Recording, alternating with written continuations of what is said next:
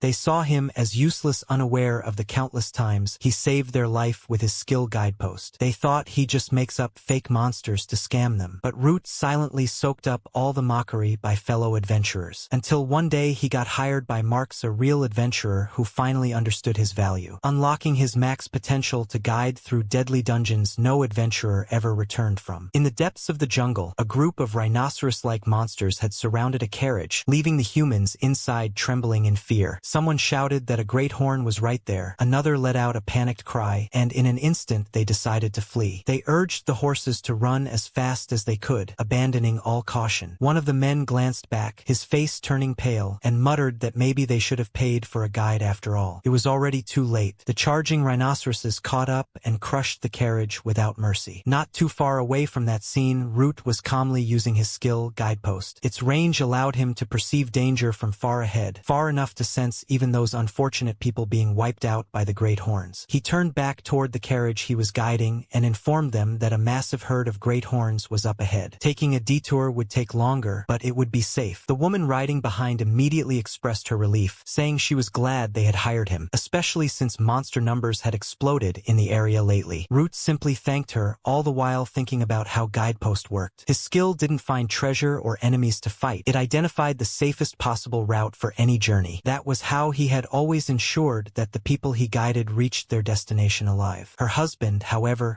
scoffed. He questioned why they were thanking someone like Root at all, mocking the idea of Guidepost and suggesting there probably weren't any monsters ahead. In his eyes, Root was just making things up. Hearing this, Root could only think to himself that, because his skill prevented danger before it ever appeared, people treated him this way every single day. Another man joined in, telling Root to stop acting important and insulting him as a weakling with a useless skill. Root didn't argue. He just laughed quietly, his thoughts drifting elsewhere. Magic stones taken from dungeons powered nearly everything in the world, from city lighting to weapons and armor, making them indispensable to daily life. Yet those same dungeons were overflowing with monsters, turning them into death traps. Because of this, adventurers with combat-oriented skills were highly valued, living privileged lives and earning the admiration of society. Compared to them, people with non-combat skills were labeled as having bum skills and looked down on without hesitation. Eventually, the carriage reached the city safely once again. The woman thanked Root sincerely as she paid him for his work. Before the moment could end, her husband snatched the money and deliberately dropped it onto the ground, shouting that it was all Root's fault. Because of him, they had been delayed. The man kept shouting that the more merchants had beaten them to the city because of Root. By now, he claimed all the customers in the market were probably gone. If it hadn't been for that cowardly complaining, he never would have hired a fraud like him in the first place. Root didn't argue. He said nothing at all, simply crouching down and quietly picking up the coins scattered on the ground. Someone else clicked their tongue and muttered that they would have rather kept the money than pay a con artist. Another chimed in,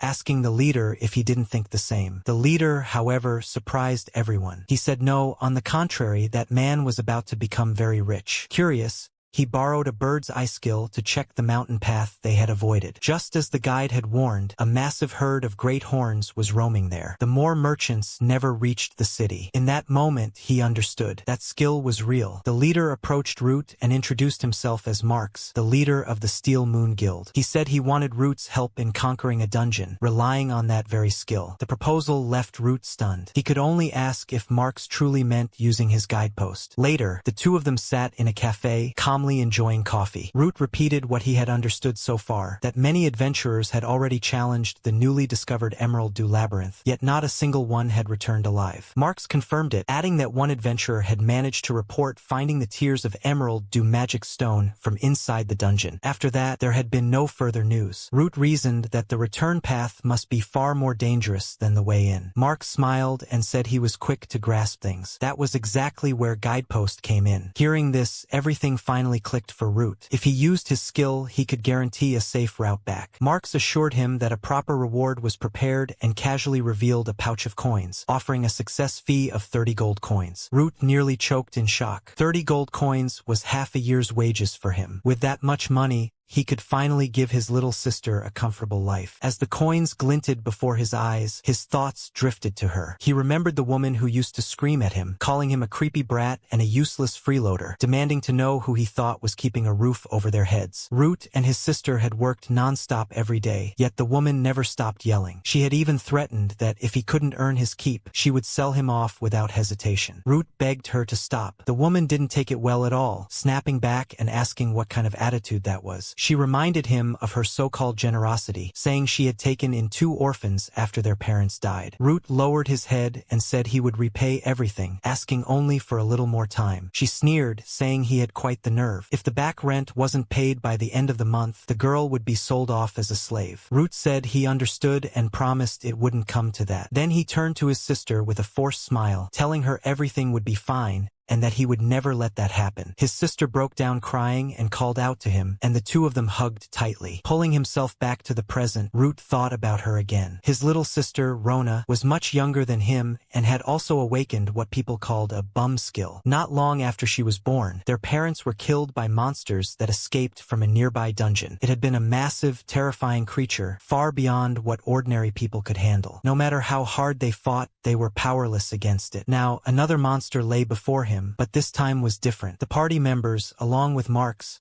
managed to bring it down. Someone let out a relieved breath, and another casually placed a foot on the fallen monster. Root couldn't hide his amazement and said it was incredible. Marks glanced at him and told him it was probably his first time in a dungeon. He advised Root to stay close and follow from the back. Another party member urged everyone to pick up the pace. Root quickly apologized and said they should move. One of the women in the group suddenly spoke up, mentioning that she had been recruited back in the city. She recalled how Marks had told her that training the next generation was an adventurer's duty and invited her to join the raid. Root commented that Marks sounded like a good man. The girl laughed nervously and admitted it was her first time, apologizing in advance if she caused any trouble. Her awkward laughter made it obvious how tense she was. Root reassured her, saying it was his first time as well, and laughed along with her to ease the mood. That was when another member scoffed, calling Root a skill-less guidepost user, a coward whose only talent was running away from monsters. Marks immediately shut that down, saying he was the one who personally asked for Root's help. He added that the return trip was always the most dangerous part of any dungeon run, especially once mana was depleted and monsters began to respawn. Hearing that, the man stiffened and apologized without another word. Marks coldly told the man to watch his tongue,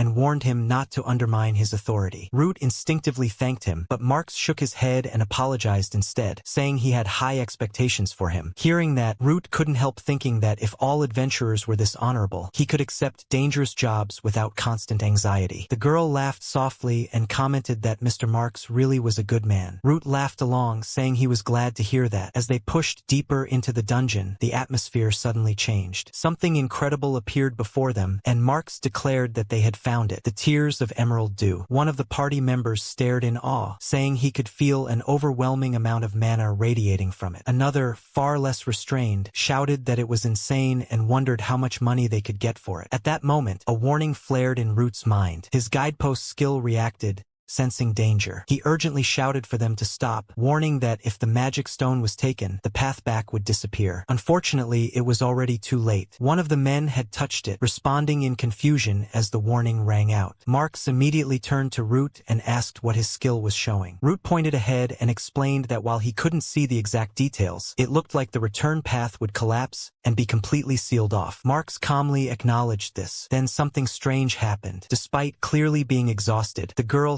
suddenly released a surge of aura, her mana flaring unnaturally. Root asked what she was doing, completely lost. The so-called reckless members laughed and said that with this, they had recovered all the mana they spent getting there. Soon after, the party's magician spoke up, declaring that this was where the real show began as he poured all of his mana into a spell called Quick Boost. The sudden surge of power left Root utterly confused. He asked again what they were doing, unable to make sense of it all. Marks finally explained, saying the spell wouldn't last long, so he would be brief. From the reports, he had assumed the dungeon would be filled with powerful traps, and clearing it would drain both mana and stamina. To deal with that, preparation was essential. That was why he had devised this plan. They needed a canary in the coal mine to trigger the traps ahead of them, and a living mana battery to restore everything they lost along the way. With those two elements in place, he was confident the dungeon could be cleared. In that moment, Root finally saw it. The benevolent leader he thought he knew vanished, revealing Marx's true, ruthless face. Root immediately realized what had happened and accused Marx of tricking him. The girl protested as well, saying it couldn't be true. Marx only offered a brief apology, saying he couldn't afford to waste any more time. One of the men hurriedly grabbed the treasure and shouted for everyone to move. As they ran, Marx casually raised his fingers and hinted that, if an opportunity arose, they would act. The man laughed it off, saying that such an opportunity would never come, and the entire group fled without looking back. Even the mage tossed out a remark about how convincing their acting had been. In the blink of an eye, Root and the girl were left alone. They rushed toward the entrance, only to find it completely sealed. The girl let out another nervous laugh, commenting that it looked like they were trapped. Inside, Root was spiraling into panic. He couldn't go back. Thoughts of Rona flooded his mind, and he desperately begged his skill to show him a way to survive. He activated Guidepost at once, and that was when he noticed something strange behind him. A throne. Confused, he wondered why something like that would be there. A notification appeared, instructing him to destroy the throne and absorb the jet-black magic stone. Without hesitation, he rushed forward and smashed it. When the throne shattered, the girl stared at the object left behind and pointed out that it was a magic stone, but black. Root asked if that was a problem. She explained that magic stones were associated with the 5 great elements, so a black one shouldn't exist at all. Root then said his guidepost was showing that the only way back required this. If there was even the slightest chance to survive, he was willing to take it. Before the girl could stop him, he swallowed the stone. She shouted in shock just as a monster drew dangerously close. Its tail lashed out in a massive strike, and they barely managed to avoid being killed. The moment passed, and suddenly everything changed. A notification appeared, announcing that the jet-black magic stone absorption was complete. It spoke of skill evolution and the release of restrictions on Guidepost. Root had no idea what that meant, and before he could process it, more notifications flooded in one after another: guides for subjugation, magic chants, evolution paths, magic circles, magic circuits, and something called the subjugation route guide. The sheer volume of information left him overwhelmed. Even so, one thought rose above the chaos. Maybe this was the true power of his guide skill, now that its restrictions had finally been lifted. Root lifted his gaze to the monster looming right in front of him, its massive face filling his vision. His heart was racing, but he forced himself to steady his thoughts. In that moment, he decided he would trust his skill. Without hesitation, he selected the subjugation procedure guide. A new notification appeared instantly, announcing that the subjugation guide for the green dragon had been initiated. At the same time, a red aura spread out and wrapped around the dragon's entire body. Clenching his fists, Root made a silent vow. No matter what it took, he would make it back alive. As a new notification appeared, instructing him to evade the enemy's attack to the left. Root processed it instantly, thinking that he needed to dodge left, and a huge arrow even appeared in his vision, clearly pointing the way. Still, confusion crept in. On the left was a massive pile of rubble. Charging straight into that felt suicidal. Running to the right would be far easier, so why was the system insisting on the left? As he hesitated, the dragon began charging up a devastating attack. Root's thoughts spiraled. Should he trust his own instincts, or should he trust the skill? In the end, he made his choice. He grabbed Lillian's attention and called for her to follow him. She barely had time to react before the dragon unleashed its attack. Pink flames flooded the entire area in a massive wave. Watching it happen, Root felt a chill run down his spine. He was overwhelmingly relieved he had trusted Guidepost. It was clearly a wide-range attack. Lillian was safe too, though visibly shaken. Root realized that if they had run out into the open, they would have been hit without a doubt. As he looked around more carefully, another terrifying detail caught his eye: a hidden spike pit beneath the rubble. The realization hit him hard. The entire room was practically a death trap. When the dragon finally finished its attack, Lillian called out to him in panic. Root snapped back to reality, asking what they were supposed to do next. Before either of them could move, another notification appeared. This time, it was a magic circuit guide, instructing him to open Lillian's magic circuit and unleash the Great Archmage spell. The message stunned him. A Great Archmage spell? Lillian called his name again, her voice filled with fear, but despite everything, Root felt strangely confident. He didn't understand how, but he knew he could do this. Following the guide, he began absorbing Lillian's aura through the magic circuit. Almost immediately, her expression changed. She gasped in shock, saying her mana was overflowing and asking what was happening to her. Root ignored the panic panic and focused on the system, urgently checking what came next. A new instruction appeared. The chant guide told him to recite a specific chant to maximize magical output, with the green dragon set as the target. Root told Lillian to repeat after him. Without hesitation, she followed along. They began together, calling out the words, invoking the blaze of the heavens and the flame of the earth. As their voices overlapped, the chant continued, summoning the spirits of the inferno and commanding them to gather their power, to become a breath of absolute destruction that pulsed in time with the beating of his heart. The final words left their mouths together. Burn it all and reduce everything to ash. The moment the flame breath was unleashed, an enormous torrent of fire surged straight toward the dragon and slammed into it head-on. The impact triggered a massive explosion, violent enough to shake the entire chamber. It was terrifying to witness. Lillian could barely finish her sentence, stunned by the sheer power of it. Before there was any time to recover, Root noticed another notification. It instructed him to immobilize the green dragon by using the environment. Even as the message registered, the dragon began to recover from the blast, its gaze locking onto them once again. Lillian panicked, saying she couldn't keep going and that they needed to run. Root refused. He said they were ending this here and now. As the dragon charged again, Root urgently told her to strike the stalagmite with her magic. Lillian froze, confused,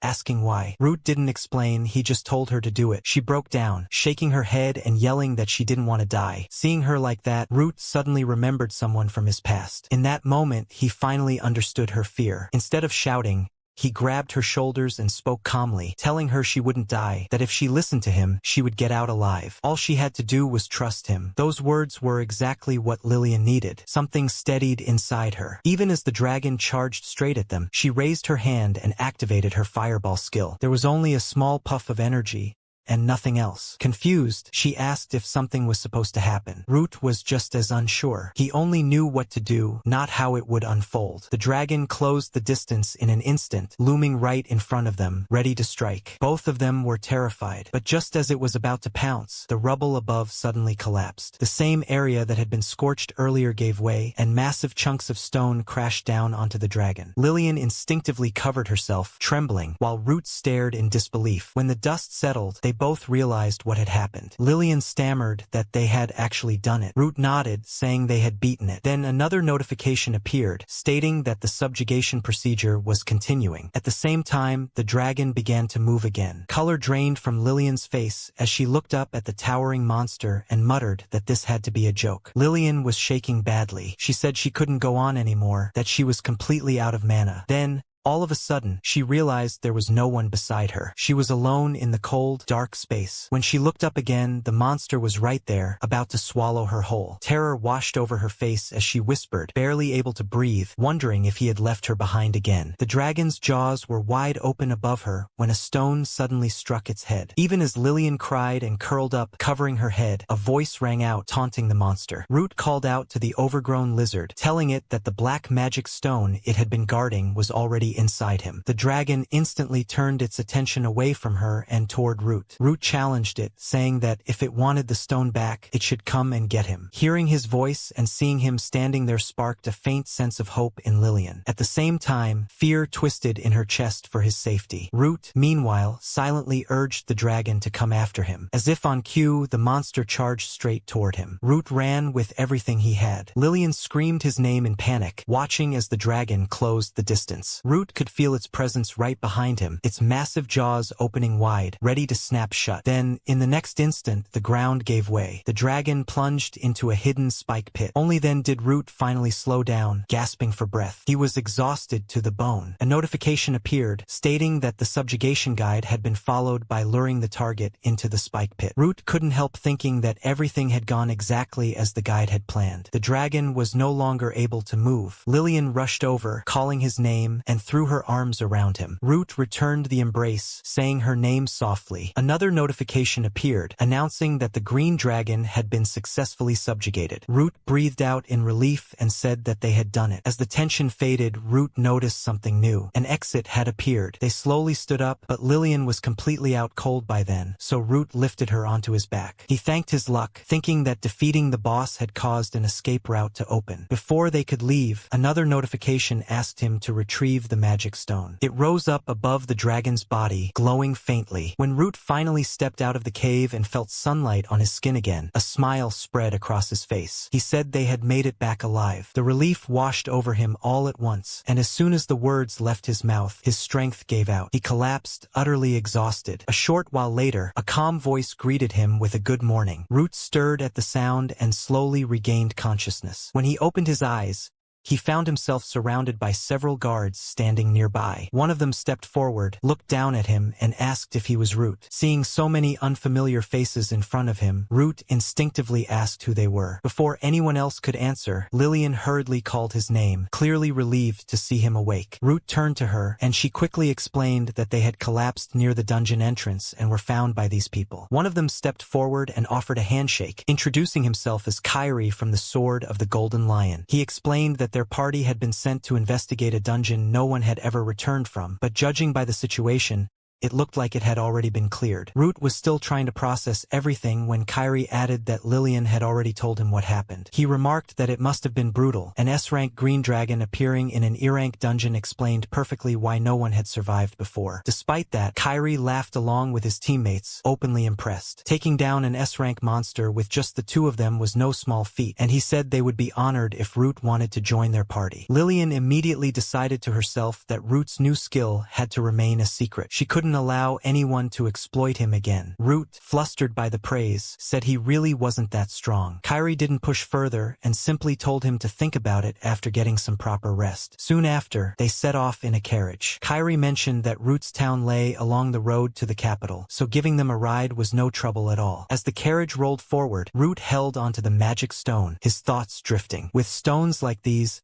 he could finally pay off the rent and debts that had been crushing him. Rona, who only had a so-called bum skill like shadow use, could finally live a normal life. The thought made him smile. Kairi's voice broke his train of thought. He mentioned that unstable dungeons had been appearing more frequently. Monsters stronger than their listed rank, sudden stampedes, complete collapses of balance. If that dungeon had remained registered as low rank, it would have led to a catastrophe. Root agreed, adding that a new low-rank dungeon had recently appeared near his hometown as well. Some adventurers had entered it, but there had been no news since. At that, Kairi fell silent. Moments later, the carriage driver suddenly shouted and pointed ahead. Smoke was rising from the direction of the town. Was it on fire? The moment Root realized it was his hometown, his chest tightened with dread. Far away, back in the town, Rona stood frozen in fear after hearing the rumors spreading through the streets. Her face went pale as a single thought echoed in her mind. Had her brother died? Mark stood in front of her with a solemn expression and said he was sorry. The enemy had been too strong, he explained. There had been nothing they could do, not even a chance to retrieve Root's belongings. A unit had already been dispatched to seal the dungeon, and they would recover her brother's body soon enough. Then, almost casually, he brought up the death benefit paid to adventurers who died in dungeons.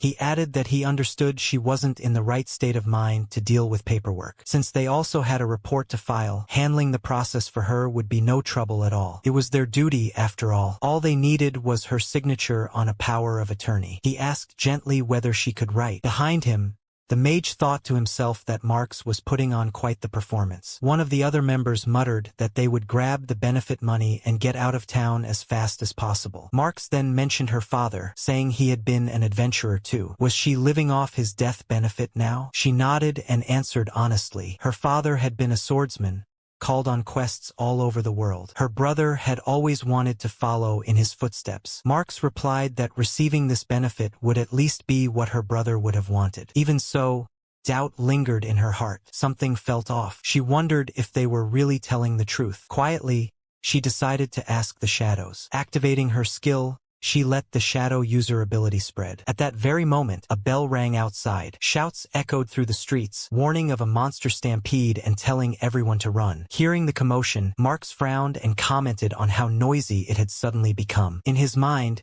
he reasoned that removing the magic stones from the dungeon must have agitated the monsters. Either way, it would be best to leave before they got dragged into it. He said they should wrap things up quickly, claiming they needed to go protect the town. That was when she asked where they thought they were going. A dark, shadowy aura began to seep out around her, thick and oppressive. Even Marx felt a chill run through him. As the shadows deepened, she accused him directly, saying he had killed her brother. Behind her, a massive shadowy figure began to move, its hands slowly rising. Her scream echoed through the room, filled with grief and fury. Marks tried to backpedal, saying they didn't even know for sure whether her brother was dead. She immediately called out the lie, adding that the whole excuse about protecting the town was false as well. One of the men stepped forward, unsettled, asking what had gotten into her, disturbed by the strange presence she was giving off. Marks narrowed his eyes. Somehow she had seen straight through them. Now that she knew the truth, there was only one option left. He ordered his men to trash the room. If they did it right, it would look like she had simply been another victim of the stampede. Outside, Lillian screamed Root's name as he staggered forward, forcing his exhausted body to run straight toward the monsters swarming the town. Root shouted Rona's name in return, panic driving him onward. Kairi chased after him, calling out as well, but Root barely heard anything. He rushed straight into his house. Inside, he froze. Rona was lying on the ground. For a moment,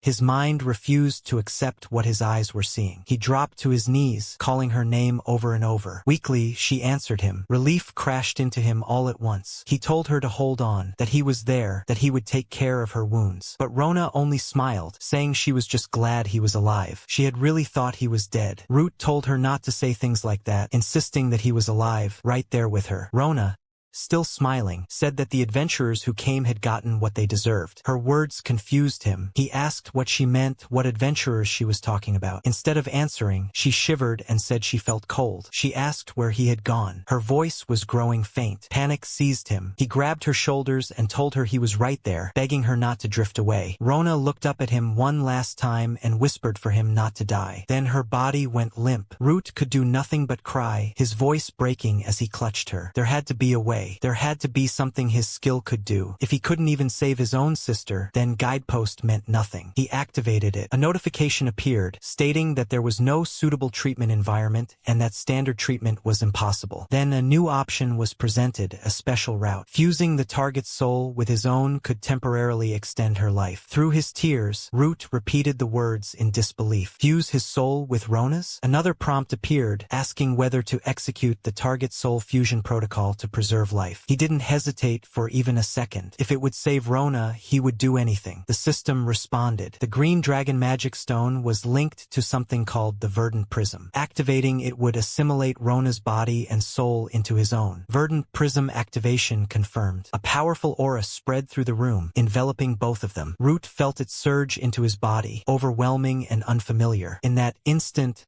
fragments of memories flowed into him. He realized they were Rona's. Then he heard it. Monsters. A group of them had entered the house. Root stood alone now. His grief hardened into something darker when a familiar name surfaced in his mind. Marks. As the monsters lunged, a shadowy blade flashed through the air, instantly cutting one of them down. Even as he slaughtered them with his newly awakened shadow powers, his voice shook with rage. They had used him as bait. And worse than that, they had laid a hand on Rona. The monsters hesitated, clearly confused by the words pouring out of him. They had no idea what this human was talking about. Root didn't care. The moment he fully activated the shadow user skill, a deadly red aura flooded the room, thick and suffocating, pressing down on everything within it. His fury was overwhelming, far beyond what the monsters could comprehend. Through clenched teeth, he repeated Marks's name, vowing that he would never forgive him, never, not for anything. Outside the town, monsters were already collapsing one after another as Kairi cut through them. Reports came in saying the area was secure. Kairi gave quick orders, saying the local parties could handle the east side on their own while her group would take the west. That was when she noticed something off. Not long after, they found Root. Lillian saw him first and remarked that it looked like he hadn't come out unscathed. Kairi was clearly worried too, telling him that the subjugation was almost complete and urging him to get somewhere safe. Root didn't argue. He thanked them, then calmly said he was going on a journey to save his sister. Lillian immediately refused to be left behind, insisting she would come with him and that she could help. Root didn't deny her, but before anything else,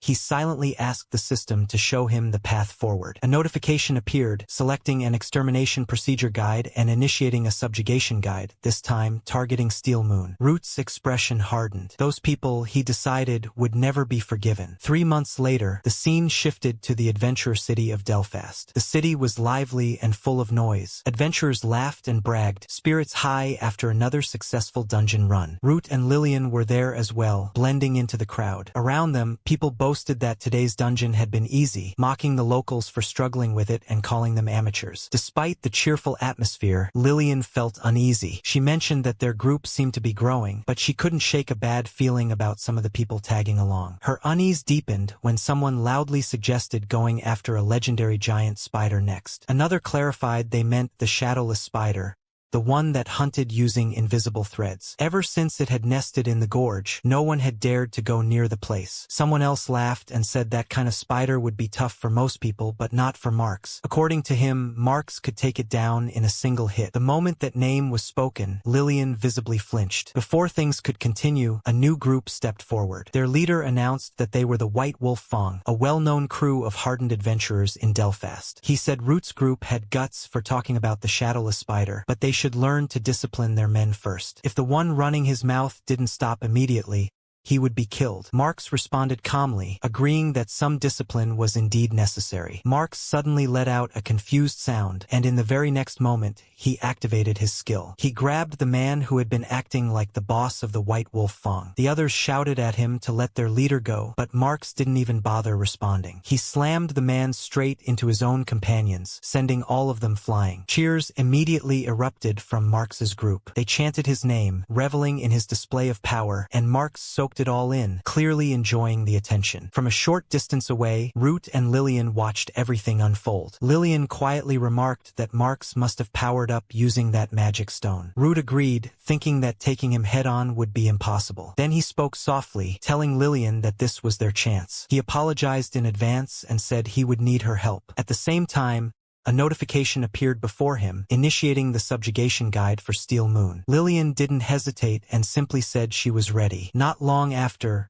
Marks and his companions were riding together in a carriage. One of them commented that they had already cleaned out all the profitable dungeons in the city. Another said it was about time they moved on. Marks agreed. Someone suggested going after the legendary shadowless spider, but Marks immediately shut that down. There was no need, he said. They would just clear some random dungeon and leave the city. Even if things got dangerous, they now had plenty of disposable people they could use as decoys. One of the men joked that they could go collect another death benefit. Marks laughed it off, saying he was done with that kind of hassle. Hearing this conversation sent a chill down Root's and Lillian's spines. As the carriage continued on, one of the men frowned and asked if they were really heading in the right direction. Another said he thought the dungeon was up in the mountains. The first man snapped back, demanding confirmation. Before anyone could argue further, someone at the back suddenly froze and shouted in alarm. A thin thread had wrapped around him. Before the others could react, his body was yanked violently into the air. As everyone turned, they saw him being dragged away by something unseen. In an instant, realization spread through the group. This was the shadowless spider's nest. More massive spiders began emerging around them. Panic set in. Someone shouted for the carriage to turn back immediately. When they did, the man who had been shouting earlier felt his blood run cold. Standing behind them were Root and Lillian. He stammered in disbelief, recognizing them. Marks also turned and locked eyes with them, instantly understanding who it was. The carriage screeched to a halt. Root and Lillian stepped forward, moving a little farther ahead, blocking the path as the trap finally closed in. Marks looked at Root and said he understood now. It was good that Root was still alive. Back then, they had only been rookies, he admitted, but thanks to the magic stones they had grown far stronger and gathered a much larger crew. In a twisted way, he even thanked Root for that. As repayment, he declared that he would be taking their heads. He drew his sword without hesitation. Root, however, said he was relieved. Marks was just as rotten as he remembered, which meant there was no need to hold back anymore. Marks gave a low hum and started walking toward him, blade in hand. That was when he noticed movement behind him. The Moron member was already stepping forward, gripping his massive axe. He told Marks to hurry up and kill Root so they could leave. Then he turned his attention to Root and mocked him, calling him a bumskill weakling. He bragged that this time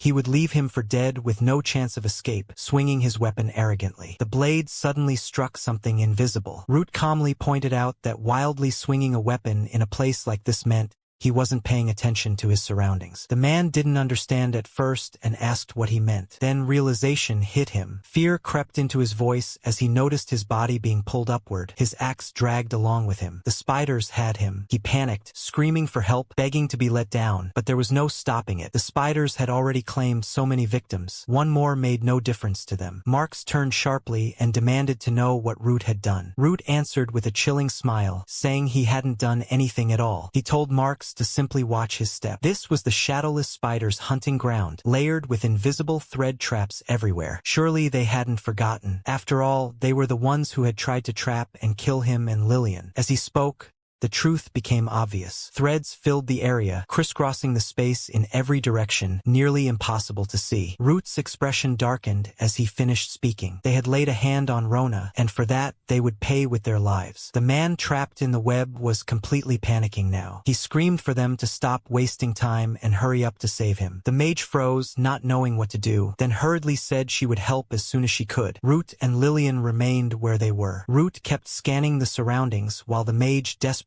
began casting a spell. A moment later, her face went pale. She realized it was an anti-magic field. At that point, it became obvious there was nothing that could be done. The trapped man understood it too. His resistance faded as despair set in. Not long after, the spiders closed in, calmly finishing their meal. Watching this, the remaining members completely lost their nerve. They shouted in disbelief that this couldn't be happening, that they couldn't do anything, and decided to run for their lives. But it was useless. They couldn't see the invisible threads, and the spiders had an easy time picking them off one by one. Marks, however, didn't move. He stood there in silence, thinking deeply as everything unfolded. Finally, he spoke, saying he understood now it was a trap layered inside another trap. He let his sword fall from his hand and calmly remarked that this was how it was. Everyone had abandoned him. Surely there were more traps prepared than just these. Then he mentioned Rona by name. He mocked her, calling her a good little sister who always looked out for her big brother, and said it was pitiful. He even laughed, adding that maybe her brother wouldn't have suffered so much if she had been more gullible. That was when Root drew his sword. This was exactly what Marks had been waiting for. In his mind, he felt satisfied. Root was angry now. Even after setting all those traps, he still wanted the satisfaction of striking him down personally. That was why he was holding a sword he wasn't even used to. To Marks, it was obvious.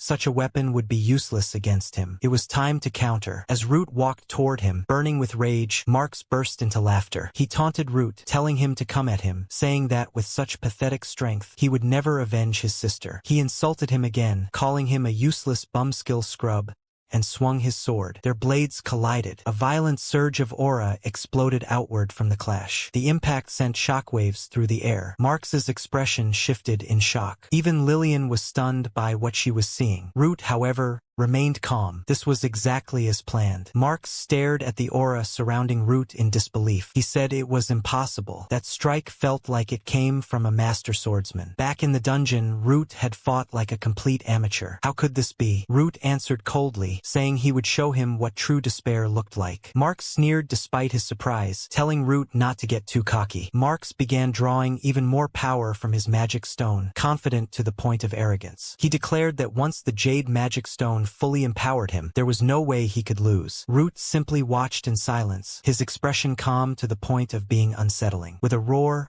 Marks charged forward, launching a fierce attack. Root dodged and blocked it cleanly. Lillian cried out in alarm, but Root showed no sign of panic. He was handling it. Marks gritted his teeth and shouted that this was the end, swinging again with even greater force. But this time, he didn't target Root. He went straight for Lillian. He sneered that unlike Root, he wasn't foolish enough to face threats head-on. Either Root would disable the traps and tell him how to escape, or they would all die there together. The choice was Root's. In his mind, Marks was already calculating. Even if he killed them both now, he was still trapped in the web and would end up spider food. It was better to use Lillian as a hostage, escape first, and finish things later. From his perspective, everything was going exactly as it should. Root was right in front of him, and Lillian was under his control. He mocked Root, saying there was no point hesitating. Root couldn't win against him. He demanded an answer and threatened that if Root didn't choose, he would kill her. What Marks didn't realize was that something was already standing right behind him. A strange sensation made him turn around, and his eyes widened in shock. It wasn't another ally. It was a shadow, one far too real. A shadowy knight. Before he could react, he felt his power slipping away. The jade magic stone was being pulled from him. Panic flooded his face as he screamed about his stone, about his power. At that moment, Root rushed forward. He told Marks that he hadn't been listening. He was about to experience it, the same despair he had inflicted on them and on Rona. Root's blade flashed as he struck. Marks couldn't believe it. All his scheming, all his confidence. He had never imagined it would end like this. Invisible threads still hung above, but below him was only doom. No spider had touched him until now, yet his own actions had finally caught up to him. Then he felt it. Something massive was approaching. He froze as he turned and saw a gigantic spider crawling toward him. He screamed for it to stop, begging, apologizing, then lashing out in hysterical threats. He shouted that his brother would find out, that Root would regret this, begging for help as he was dragged away. As Root and Lillian turned to leave, Root calmly remarked that once the magic stone's power was fully severed, Marks's death would be quick. His screams echoed behind them as the spider claimed him. Lillian whispered that it was the shadowless spider, the leader of all the others. Root clenched his fist. In his heart, he spoke to Rona, telling her that he had taken revenge on those who hurt her. No matter what, he would save her. The spiders began closing in around them, and Lillian called out Root's name in fear. Root, however, was already focused elsewhere. A new notification had appeared before his eyes. Subjugation Procedure Guide, Shadowless Spider. Root steadied himself. The revenge was over. Now, he would put an end to the legend of the Shadowless Spider. The spiders began weaving their threads non-stop, layering them until it felt like there was no way out. Lillian panicked and said they were completely surrounded. Root told her not to worry, assuring her they could handle it. One of the spiders lunged straight at them. Root cut it down in a single slash. Another immediately started spinning more webbing. Lillian tried attacking, but quickly realized it wasn't enough. She said her spells weren't working the way she needed them to. Root observed that the spiders were far tougher than they looked and decided it was time to use something else. He drew on the power of the jade magic stone. Lillian instantly recognized it as the one Marks had been using. Root confirmed it, saying that Marks didn't need it anymore and that he could feel power overflowing from it. A new notification appeared, instructing him to activate the Tears of the Emerald Eye and direct magical energy upward. More webs came flying at them, but shadows gathered around Root. The darkness moved on its own, striking out at the spiders from every direction. Seeing this, Lillian finally felt a sense of hope. Maybe they really could get out of this alive. Root remarked that to use his power properly, he had first needed to grow stronger. Another notification appeared, this one granting him swordsmanship, synchronizing his mind and body with the movements and instincts of a master swordsman. With that, he declared that it was their turn now and charged forward. Lillian looked around in shock, realizing that this was truly the spider's nest. This wasn't some simple trap at all. Another guide activated, telling Root that Guidepost would provide the safest route to a chosen destination. He immediately understood. That was the true strength of his power. It would always show him the safest path forward. Following that guidance, he moved through the battlefield, his shadowy power cutting down spiders one after another. Even so, he noticed the invisible threads everywhere, just as dangerous as he had expected. Lillian warned him that more spiders were closing in from behind. Root shouted for her to move, trusting the shadowy presence to cover them. When a spider tried to grab Lillian, she reacted instantly, firing off a fireball that blasted it away. But then the true threat appeared, the massive boss spider. Lillian cried out that her attacks weren't working and that she couldn't keep going like this. Before the spider could reach her, the shadow surged forward and cut it down with a single clean strike. Lillian was safe. She gasped as the shadowy figure moved closer to her, instinctively flinching. Then she relaxed. Despite the fear, she knew it wasn't an enemy. It was there to protect them. Lillian thanked him softly. Root stepped up beside her and said it was about to get serious. The brood mother had arrived. As the massive spider emerged, he told her he would need her help for this one. Lillian didn't hesitate and answered yes right away. A new notification appeared, explaining that the magic circuit guide would optimize her mana flow without burdening her body, temporarily unlocking power far beyond her normal limits. An intense aura wrapped around Lillian, and she stared at herself in shock. Root told her he had unlocked her magic and ordered her to hit the brood mother with everything she had. She gathered an enormous fireball and hurled it forward. The explosion engulfed the spider mother in flames. Lillian gasped in excitement, saying she had done it and that it felt incredible, only to freeze a second later. The brood mother was still standing, charging straight toward them. Panic surged through her as she cried out in disbelief. Root, however, remained calm. He explained that it was fine. The attack hadn't been meant to kill it. The real goal was to burn away the webs and scatter the smaller spiders. With the threads gone, they could finally move freely without the risk of being dragged away. Now, he could focus entirely on finishing the fight. Lillian could only stare in awe. Before launching his final attack, Root addressed the spiders calmly. He said he held no personal grudge against them, but he would exterminate them to achieve his goal. Then he charged forward. In a single,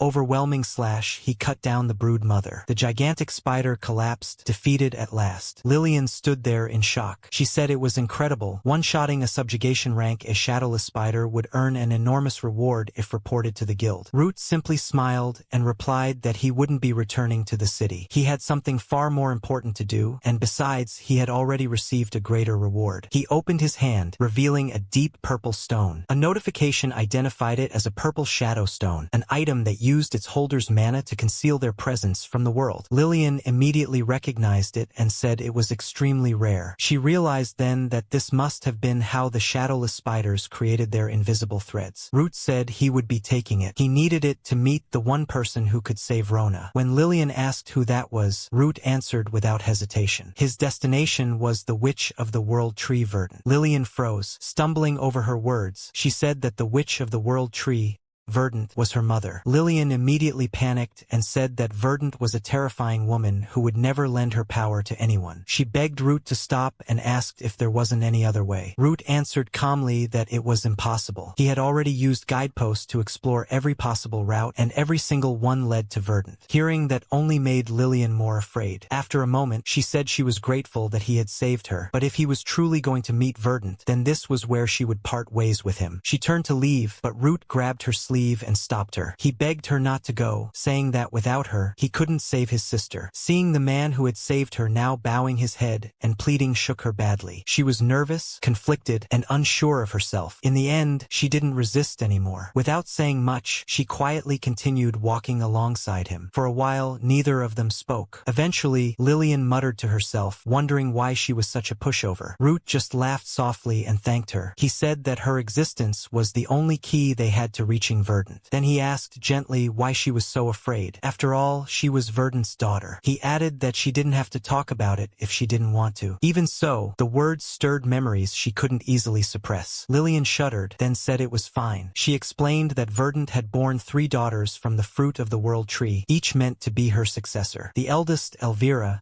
had mastered mana control the moment she was born. She could manipulate the weather itself and was known as the Storm Witch. The second, Floria, had perfected an unmatched form of alchemy. She created legendary golems and was called the Witch of Soulcraft. Root reacted in surprise, saying he had heard those names whispered in rumors before. Lillian continued, saying that compared to them, she had very little mana and could only use basic fire magic. Her thoughts drifted back to 2 years earlier. In the jungle, someone had shouted that they were out of wine. Lillian had immediately answered and hurried over, calling out to Elvira that she was coming. As she rushed through the area, she tripped after bumping into a golem and nearly fell. One of her sisters warned her not to run while looking away, saying it was dangerous. Lillian thanked her apologetically. Elvira, however, impatiently demanded to know how long she planned to keep her waiting. Lillian hurriedly apologized again and said she was coming. Floria laughed and told her she didn't need to act like a maid. A golem walked over and delivered the drink to Elvira, who brightened at the sight. Then, with a casual smile, she said the golems were far more useful than Lily ever was. If that was the case, she added coldly, then a failure like her should hurry up and disappear. Hearing those cruel words crushed Lillian. The label of failure kept echoing in her mind, dragging her deeper into despair. For a moment, Floria spoke up, telling her not to listen to Elvira and insisting that she wasn't a failure. That single sentence gave Lillian a fragile sense of hope. Shattered instantly, Floria continued, her expression darkening as she said that Lillian did have an important role to play as a test subject to measure her golem's durability. The fear that washed over Lillian was even worse than before. Floria then casually remarked that the space was too cramped and suggested taking things outside. Lillian begged her to wait, but her words were ignored. Outside, the golem began attacking her relentlessly. Lillian cried and sobbed, asking why they were doing this to her. Floria answered calmly that at the World Tree, it was only sisters and their mother. When a witch created a new toy, another witch simply had to test it. That was all there was to it. Lillian shouted no, but Floria only warned her to be careful. This golem, she said, wasn't programmed to hold back. The golem rushed her with a massive punch. Lillian barely dodged in time and instinctively hurled a fireball as it turned. The spell struck, but it barely scratched the golem. Floria commented casually that it wasn't a bad attempt. Elvira, who had been watching, scoffed and said that maybe Lillian was just too weak. The golem attacked again, and again Lillian was struck. Elvira remarked that she wanted a turn. Floria refused, saying the golem wasn't built to withstand Elvira's level of power. Desperate, Lillian cast another fireball, but it still did nothing. Elvira mocked her again, calling her mana pathetic and saying she could only use fire magic. The golem seized Lillian. She screamed for her sister to help her. That was when Elvira finally stepped in. She said she was done holding back and summoned the Thunder Emperor sword. With a single devastating strike, she smashed the golem, the shockwave sending Lillian flying. The golem was badly damaged, and Floria shouted at Elvira not to break her toy. Elvira shot back that Floria shouldn't make such flimsy golems in the first place. Then a calm, cold voice cut through the chaos. Their mother told them they were being too noisy. If they wanted to play, they should do it more quietly. Elvira immediately apologized. Their mother added that they should at least avoid dirtying the garden. Floria obediently said she would clean everything up at once. Then their mother spoke again, her words cutting deeper than any blow. She referred to the broken golem as junk and to Lillian as trash, and ordered that both be thrown out together. They were no longer of any use. Lillian heard every word. They told her that since she had been hired before, she was no longer needed now. With that, they threw Lillian out. She lay there, heartbroken and empty. Floria didn't seem to care at all, at least not about her feelings. But there was something she did care about. She crouched down beside Lillian and spoke softly, almost cheerfully, asking if Lily wanted to make herself useful one last time for her research. Lillian, trembling, wondered what she meant now. Floria explained that she had always wanted to try using a person as material for a golem. As if responding to her words, a nearby golem opened its jaw wide, ready for the experiment. Lillian was frozen in terror. Floria tilted her head and mused that their mother had forbidden experimenting on humans. Then she shrugged and added that their mother had also called Lillian trash. That made it sound fun, didn't it? Elvira joined in, saying that by becoming a golem, Lily might finally be useful to them. Floria smiled and declared that it was time for her rebirth. As the golem reached out, Lillian broke down completely. She begged for help, crying and pleading, saying she didn't want to die. She prayed over and over, hoping someone, anyone, would save her. Elvira grew bored with the scene and sighed, saying she'd had enough. She told Floria they should leave. Floria hesitated and called out to her sister, but Elvira cut her off, saying she had made that offer for Lily's own good. Then she coldly asked how Lillian planned to repay such kindness. Before Lillian could say anything, Elvira ordered her to get out of her sight. The two of them turned and walked away. As they left, Elvira remarked that it was a shame. She had thought Lily might have become her strongest golem. Floria responded lightly, suggesting they work together to develop the ultimate golem instead. Their voices faded as they walked off. Left behind, Lillian finally collapsed into tears. The scene shifted back to the present, with Lillian traveling alongside Root. After hearing everything, Root remained silent for a while. Then he muttered that it was a seriously messed up family. Lillian only replied that it was complicated. After another pause,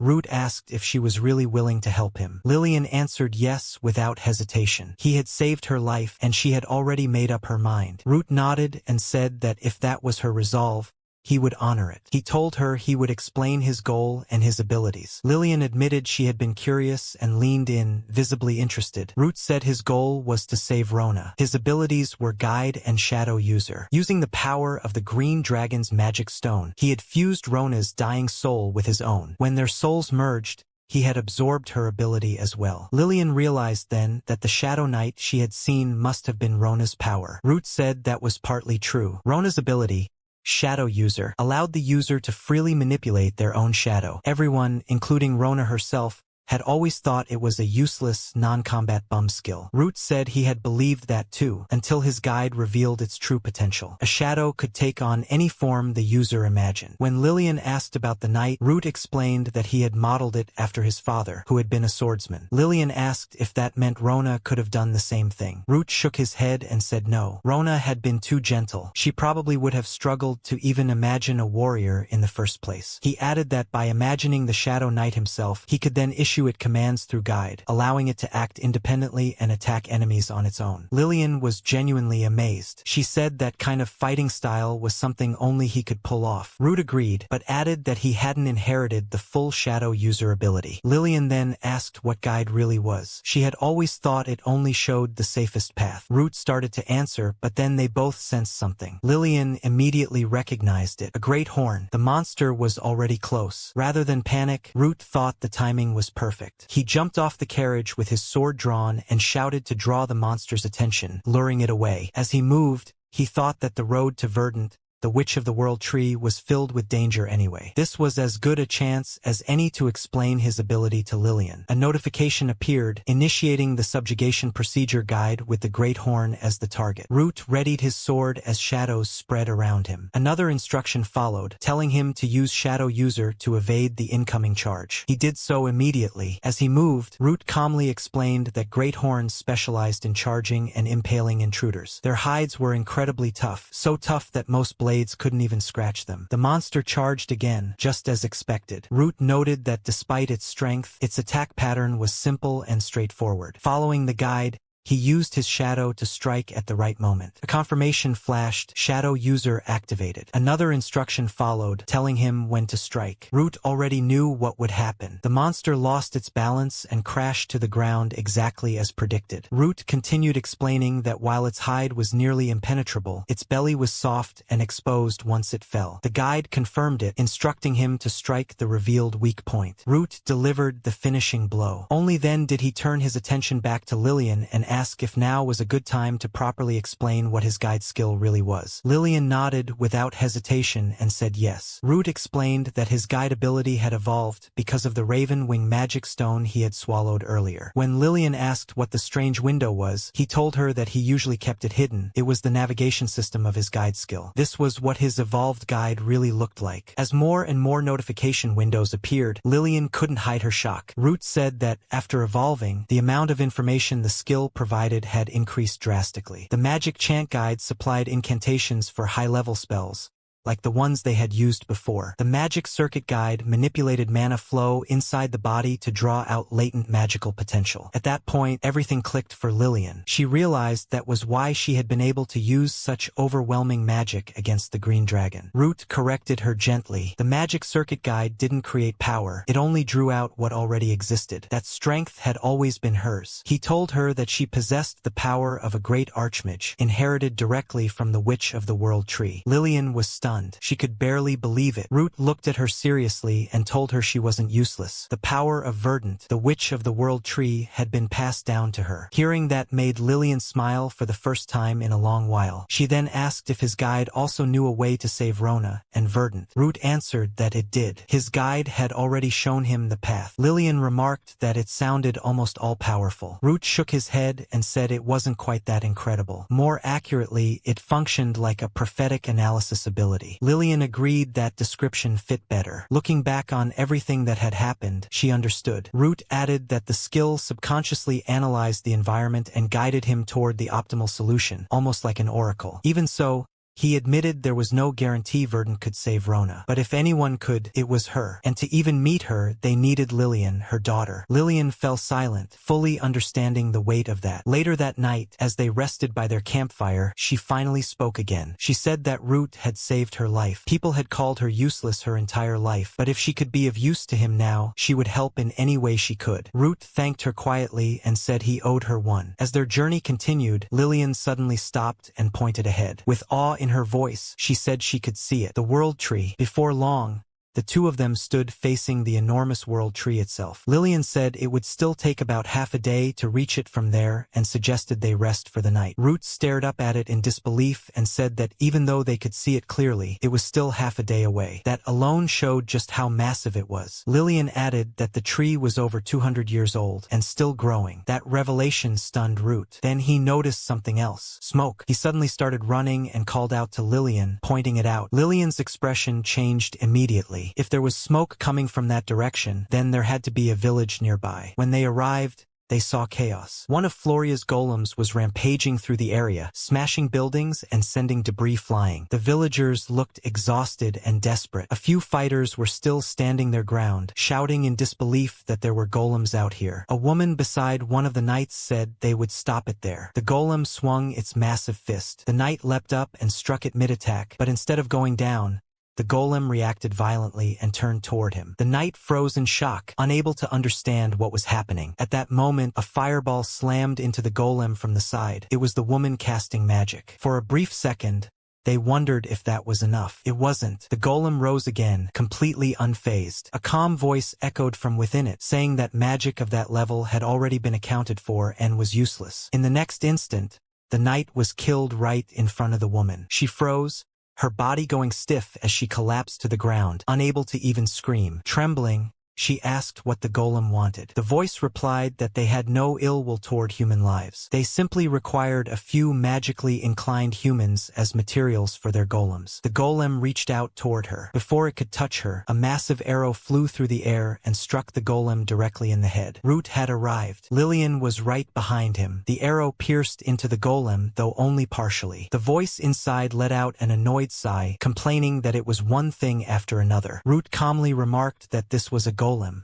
Then, a notification immediately appeared, identifying the target as a golem. Root dismissed it as nothing more than a mud doll, hardly worth worrying about. The golem sneered back, calling him a worthless bug with a lot of nerve. Then it began moving unnaturally fast, in strange, almost erratic motions. Lillian warned that it was quick. Root told her not to worry. In the blink of an eye, the golem was right on top of him, and just as quickly, Root moved. With a clean, effortless strike, he sliced the golem straight through. The massive body split apart and collapsed. The voice inside sounded genuinely surprised, commenting that not only had Root damaged the golem, he had cut it cleanly in two, something completely unexpected. The golem's shattered body twisted and reassembled itself in an instant, as if nothing had happened. Cracks sealed, limbs reformed, and it stepped forward again, ready to fight. Root slipped past its next strike, narrowly avoiding something thin in the air and muttering that there were threads mixed in as well. The voice from inside the golem sounded pleased. It said someone like him would make excellent material. Root shot back that he didn't have a hobby of playing with dolls. The voice replied that it was a shame. It had thought they could have become the best of friends. That was when Lillian suddenly shouted a warning. The golem lunged again, but this time it paused. Its head turned toward her, and the voice reacted with mild surprise. Oh! In the next moment, the golem's upper body was blown apart from the inside. The massive shell collapsed, and a familiar figure stepped out. Floria emerged, completely unharmed, brushing off debris as if it were nothing. Her eyes lit up the instant she saw Lillian. Well, if it wasn't little Lily. She looked genuinely delighted and walked straight toward her. She asked if Lillian had come back for her, saying how happy that made her. Lillian, however, froze in place, fear flooding her face. Floria continued talking, saying she had reflected on what happened before and was sorry about it. Lillian could barely process what she was hearing. She whispered her sister's name in disbelief. Floria smiled. Then she calmly added that now, she could finally turn Lillian into an even more magnificent golem. Floria repeated herself, saying she knew she could do it. Lillian remained frozen, unable to move. Then Floria suddenly laughed and waved it off, saying she was just kidding. She claimed that ever since the day Lillian left, she had done nothing but regret it. Lillian immediately denied that. Floria smiled thinly and said she truly did regret it, regretted letting a failure like Lillian roam free in the world. She said she couldn't stop worrying that Lillian would tarnish their sisterhood's reputation and admitted that she regretted not killing her back then. Those words hit Lillian like a blade. Her fear returned in full force. This was exactly why she had never wanted to come back. Before Floria could take another step, a sword slid into the space between her and Lillian. Root stood there, weapon raised, telling Floria that he and Lillian didn't have time for her games. Floria looked amused and remarked that hanging around with trash like Lillian, he should have all the time in the world. Lillian broke down crying and apologized instinctively. Root immediately told her to stop. She had nothing to apologize for. If Floria couldn't see her value, that only meant Floria was a terrible judge of character. That finally irritated Floria. She snapped back, demanding to know who he was calling a terrible judge of character. At the same time, the golem surged with energy and lunged forward. Root didn't hesitate. He stepped in and sliced the golem cleanly in two again. He calmly repeated that it was hardly an opponent. Floria sneered and reminded him that golems could be revived endlessly. As expected, the pieces began to repair themselves.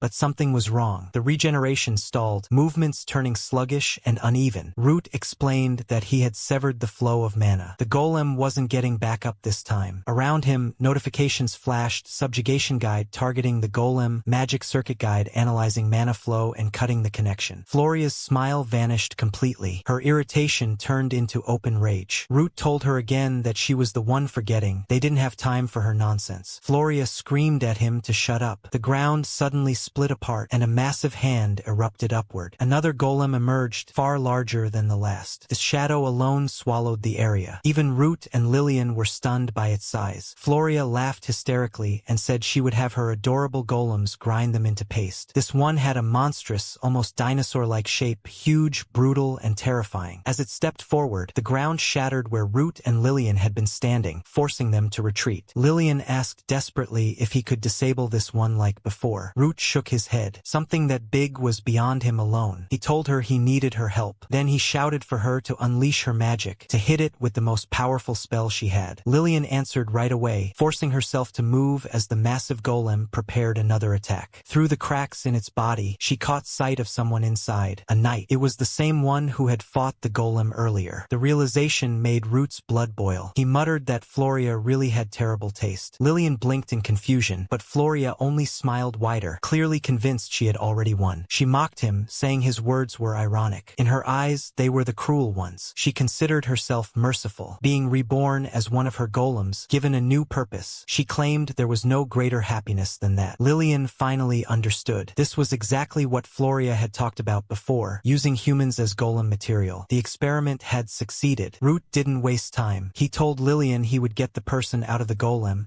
and once he did, she had to finish it off. Lillian panicked, saying she couldn't cast something that powerful on her own. Root was already moving, dodging heavy blows as he answered her. She had already unlocked her power twice before. All she had to do was remember that feeling. She could do it by herself now. Even though she was shaking, Root trusted her completely. He fought head-on, using his shadow alongside him. The shadow tore through the golem's limbs, slicing off hands, but Floria only laughed, fascinated. She said that ability was perfect for testing the golem's durability. The monster kept attacking with its remaining limbs. The shadow battled relentlessly, creating openings. Root seized them, striking at weak points again and again until he finally broke open the golem's torso and pulled the knight free. He shouted for Lillian to do it now, but Lillian froze. Tears streamed down her face as she said she couldn't. No matter how hard she tried, the power wouldn't come. At that moment, the golem's exposed belly writhed as countless hands reached out, trying to drag the knight back inside. Root yelled at her to feel her mana, to remember how it had flowed before. Floria laughed cruelly, saying there was no way trash like her could do anything. Root shouted back that Lillian wielded the power of a great archmage. Those words finally reached her. Lillian whispered that she could do this. She tried to believe it, but Floria cut in again, telling trash to know its place and stay quiet. That was when something inside Lillian snapped. She remembered the words she had just heard earlier. She wasn't trash. She screamed it out loud. She was not trash. Mana surged violently around her. Flames erupted as she began chanting, calling on the blaze of the heavens and the flame of the earth, weaving crimson fire and raging winds into a single spell. Root watched in awe and told her she had it. She truly was a great archmage. For the first time, Floria's smile vanished. Irritation and disbelief crossed her face as she questioned the sheer power gathering there. Lillian finished the chant and released it. She ordered everything to burn, to scorch the land and turn it all to ash. Flame breath, an overwhelming torrent of fire exploded outward, completely engulfing the golem. The blast shook the ground, leaving nothing behind. When it was over, Lillian stood there, exhausted but upright. Through heavy breaths, she said she would never let anyone call her trash again. Floria stood there, watching everything unfold, her face twisting with frustration. She could no longer hide her rage. She demanded to know what all of this was supposed to be. Root calmly explained that this was Lillian's true power. Her body had likely been suppressing it unconsciously, trying to keep the overwhelming strength she was born with from spiraling out of control. Floria snapped, telling him to shut up and stop talking like he understood anything. She insisted she was Lillian's older sister, and if she said Lillian was trash, then that was exactly what she was. She kept repeating it over and over, spiraling into an ugly rant that barely resembled reason. Lillian stepped forward and called her sister's name. She asked her to stop. She said she wasn't a doll, that she was there by her own choice. And if Floria stood in her way, she wouldn't hold back anymore, not even against her own sister. For a moment, Floria fell silent. Then she sighed and apologized, saying she had lost her temper. As an older sister, she said, she should have been happy to see Lillian grow so much. She smiled warmly and said she was proud of her. Lillian relaxed slightly and called her sister again. That smile twisted instantly. Floria revealed her true intent, declaring that she would tear Lillian apart and remake her into her strongest golem. A new golem formed from her hand as she lunged forward to attack, but something blocked her path. Root had stepped in between them. He told Lillian they were taking Floria down. Lillian answered without hesitation. Floria stared at them in disbelief and burst out laughing, asking if they seriously thought they could defeat her just because they destroyed a few golems. She warned them not to get arrogant. She attacked again, massive hands slashing wildly. Root managed to shield Lillian and shouted for her to attack. Lillian fired a barrage of fireballs that slammed into Floria. For a moment,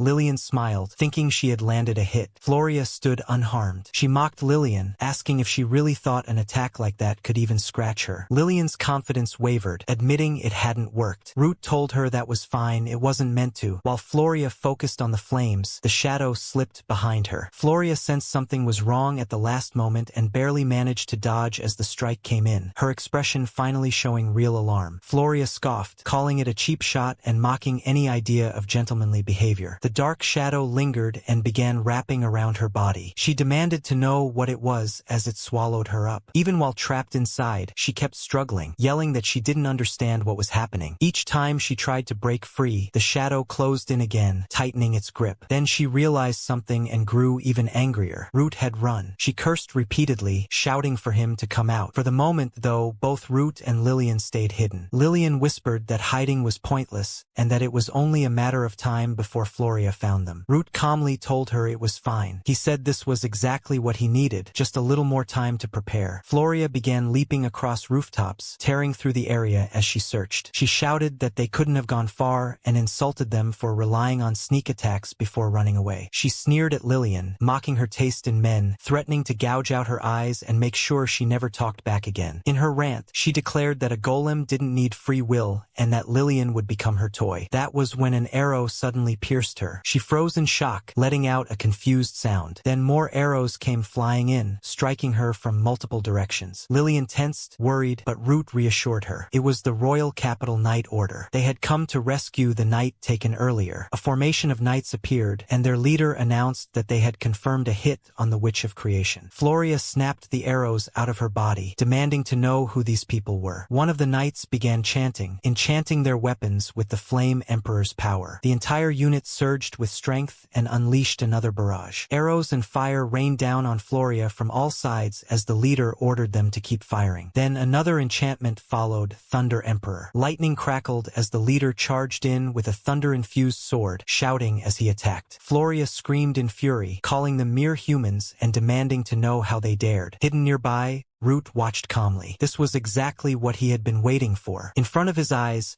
a notification confirmed it all. Subjugation guide targeting Floria. The royal army was approaching to rescue the captured knight. The objective was clear: create a diversion, remain hidden, and lure Floria to higher ground, where the royal army could ambush her properly. This was exactly the situation Root had been waiting for. The leader of the royal capital knight order charged forward, thunder roaring around his blade, while Floria screeched in rage and lunged at him with her distorted, clawed limbs. The two collided head-on, the impact shaking the entire area. Floria clicked her tongue in irritation, muttering that this was getting unbearably annoying. In the next instant, her body was cleaved cleanly in two by the thunder sword. For a brief moment, it looked like it was over, but then dark magic surged, and the two halves began pulling themselves back together. Another strike followed immediately. At the same time, a barrage of arrows rained down, forcing her regeneration to stall. One of the knights shouted in disbelief, realizing what had just happened. That thing they were fighting wasn't even the Witch of Creation's real body. Someone muttered under their breath what everyone was thinking. What a monster! Threads peeled away from Floria's shattered body, and the knights finally understood what they had been fighting. One of them said it outright. That thing hadn't been the Witch of Creation herself,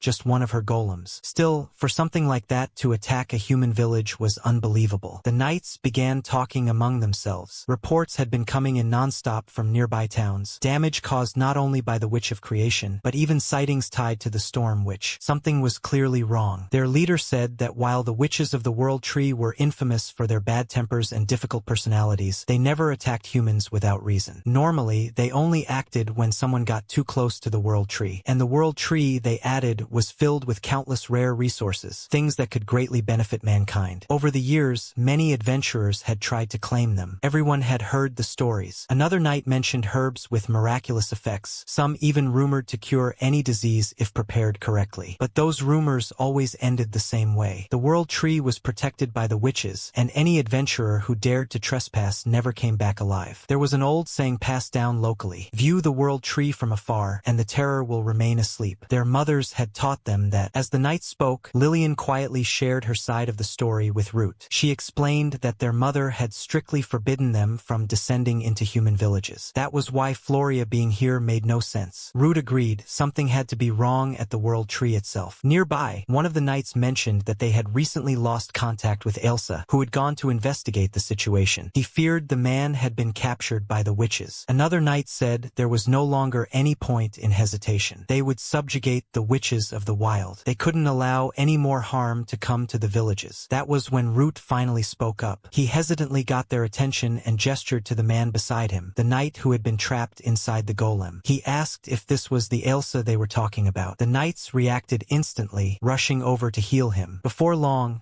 the man stirred, then slowly sat up. When asked if he was all right, he said he was fine and thanked them. He apologized and explained that the Witch of Creation had captured him. One of the knights nodded, saying they had already been told. Then he turned to Root and Lillian, saying he vaguely remembered seeing them before and thanking them as well. He introduced himself as Elsa. Root introduced himself in return, and Lillian followed. With that, all the pieces finally began to come together. Elsa spoke up and addressed the captain, saying that while he had been held captive, he had seen what the witches were doing. As he began recounting it, the scene shifted to his memories. He remembered Elvira noticing him and asking who the girl was. Floria had been there as well, busy preparing more golems, and casually replied that she had found the girl in a nearby village. She pointed out the armor and immediately realized it belonged to the Royal Army's investigation team. The moment the Royal Army was mentioned, Floria's interest sharpened. Elvira scoffed and said Floria was clueless about anything that wasn't related to golems. She explained that the Royal Army represented the heart of the human world, foolish,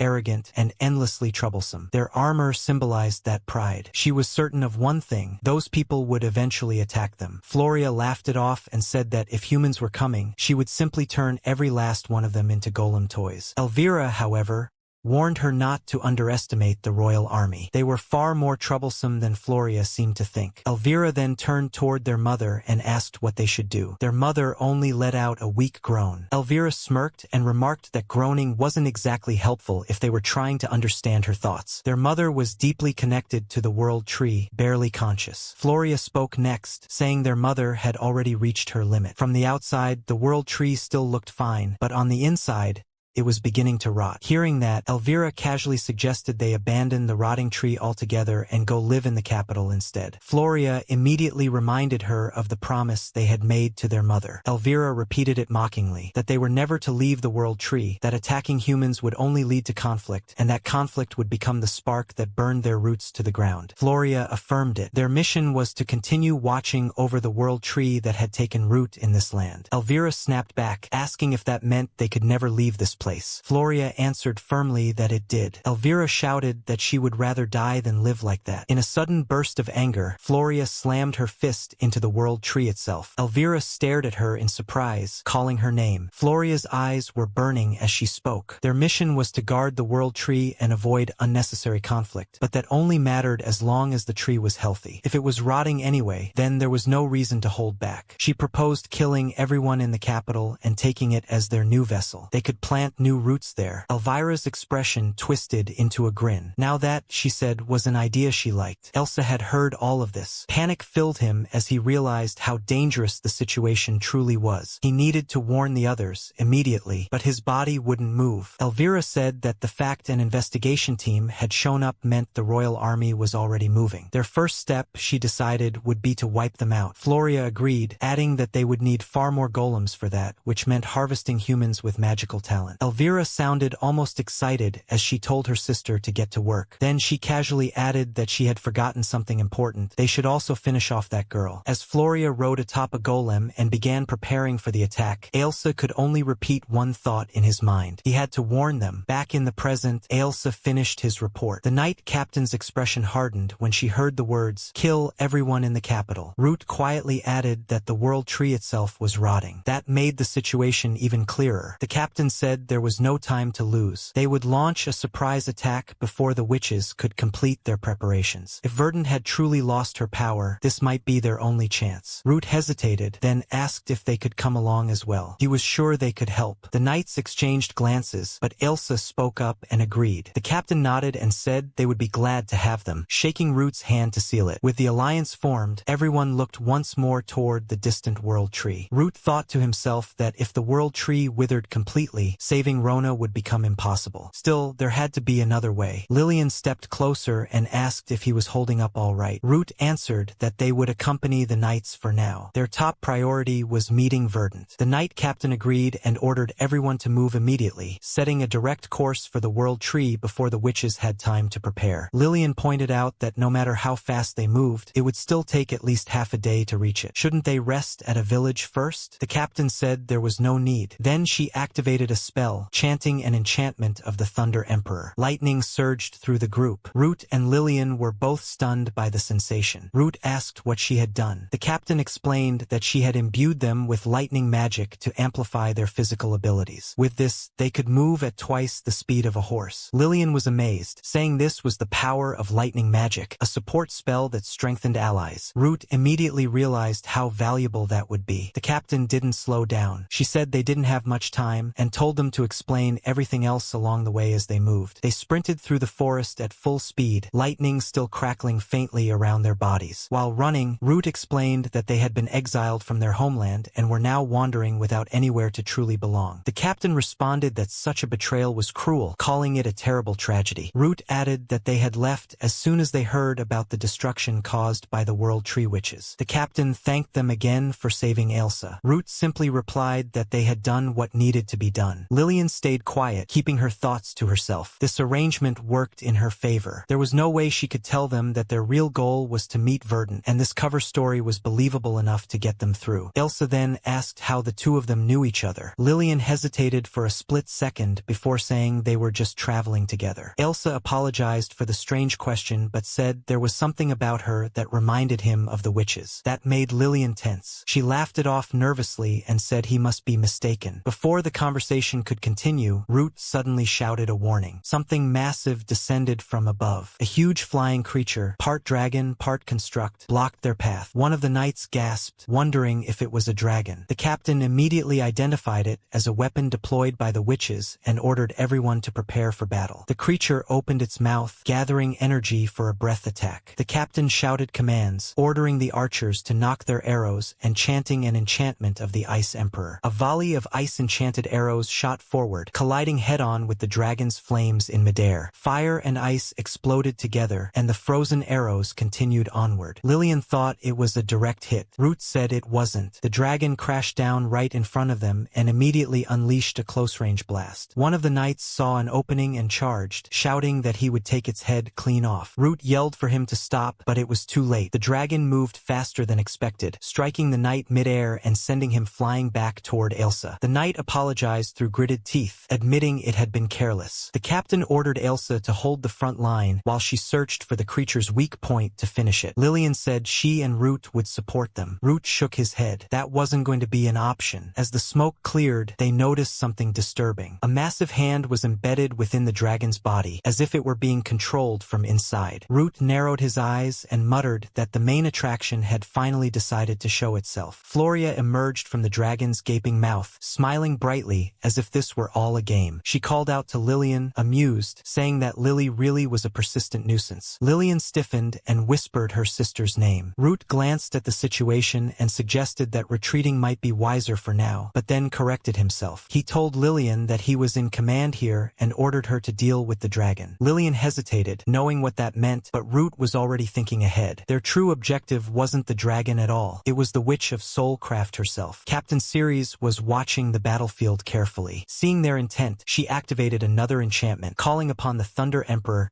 and imbuing both Root and Lillian with even greater speed and power. Floria scoffed, warning them not to get cocky just because they had destroyed one of her golems. She began hurling attacks at them in rapid succession. Thanks to the lightning enhancement, Root and Lillian narrowly avoided each strike, moving faster than the eye could follow. Floria grew more irritated, but at the same time, she looked delighted. She declared that she wouldn't even bother turning them into golems anymore. She would tear them apart right there. As she began preparing another spell, Root told Lillian to take them upward. She responded instantly. Shadows surged beneath them, lifting them into the air. Floria blinked in surprise, clearly not expecting that. Root and Lillian used the opening to reposition and prepare their next move. Floria snarled, accusing them of trying to run away again and mocking her. She refused to let them keep escaping and immediately gave chase, her excitement growing as she pursued them relentlessly. While they ran, Root muttered that he would rather not reveal all his abilities in front of Ceres and the other knights. They needed to put some distance between themselves and the others first. Floria stayed close behind, clearly enjoying the hunt, closing the gap little by little. At last, Root decided they had gone far enough. He stopped and turned around, saying this spot would do. As he planted his feet, the shadow beneath him erupted forward, surging straight at Floria's face. She shattered it instantly, scoffing at how weak an attack like that was. Still, her irritation was obvious. She snapped that constantly running away and launching sneak attacks made him unbelievably annoying, like some pest that wouldn't die. Root calmly answered that he had his reasons. Then his tone shifted. From this moment on, he said he was done holding back. He would come at her with everything he had and prove that he was the real goat, the greatest of all time. Floria looked genuinely amused. She asked if he was seriously telling her to prepare herself, as if he had forgotten who he was speaking to. As her anger rose, her body began to swell, growing larger and more imposing by the second. She scoffed that a tiger didn't need resolve to fight a rat. Root immediately called out to Lillian. She answered that she understood. Floria mocked them, asking if they were really trying to strategize right in front of her, warning that she wasn't kind enough to allow that. The moment she moved to strike, both of them slipped out of range. Root clicked his tongue in irritation. Floria narrowed her eyes and remarked that he had some strange tricks up his sleeve. Root shot back that she seemed overly focused on him and reminded her that Lillian was there too. Floria dismissed it instantly. When it came to Lillian, she claimed she knew her better than anyone. That piece of trash,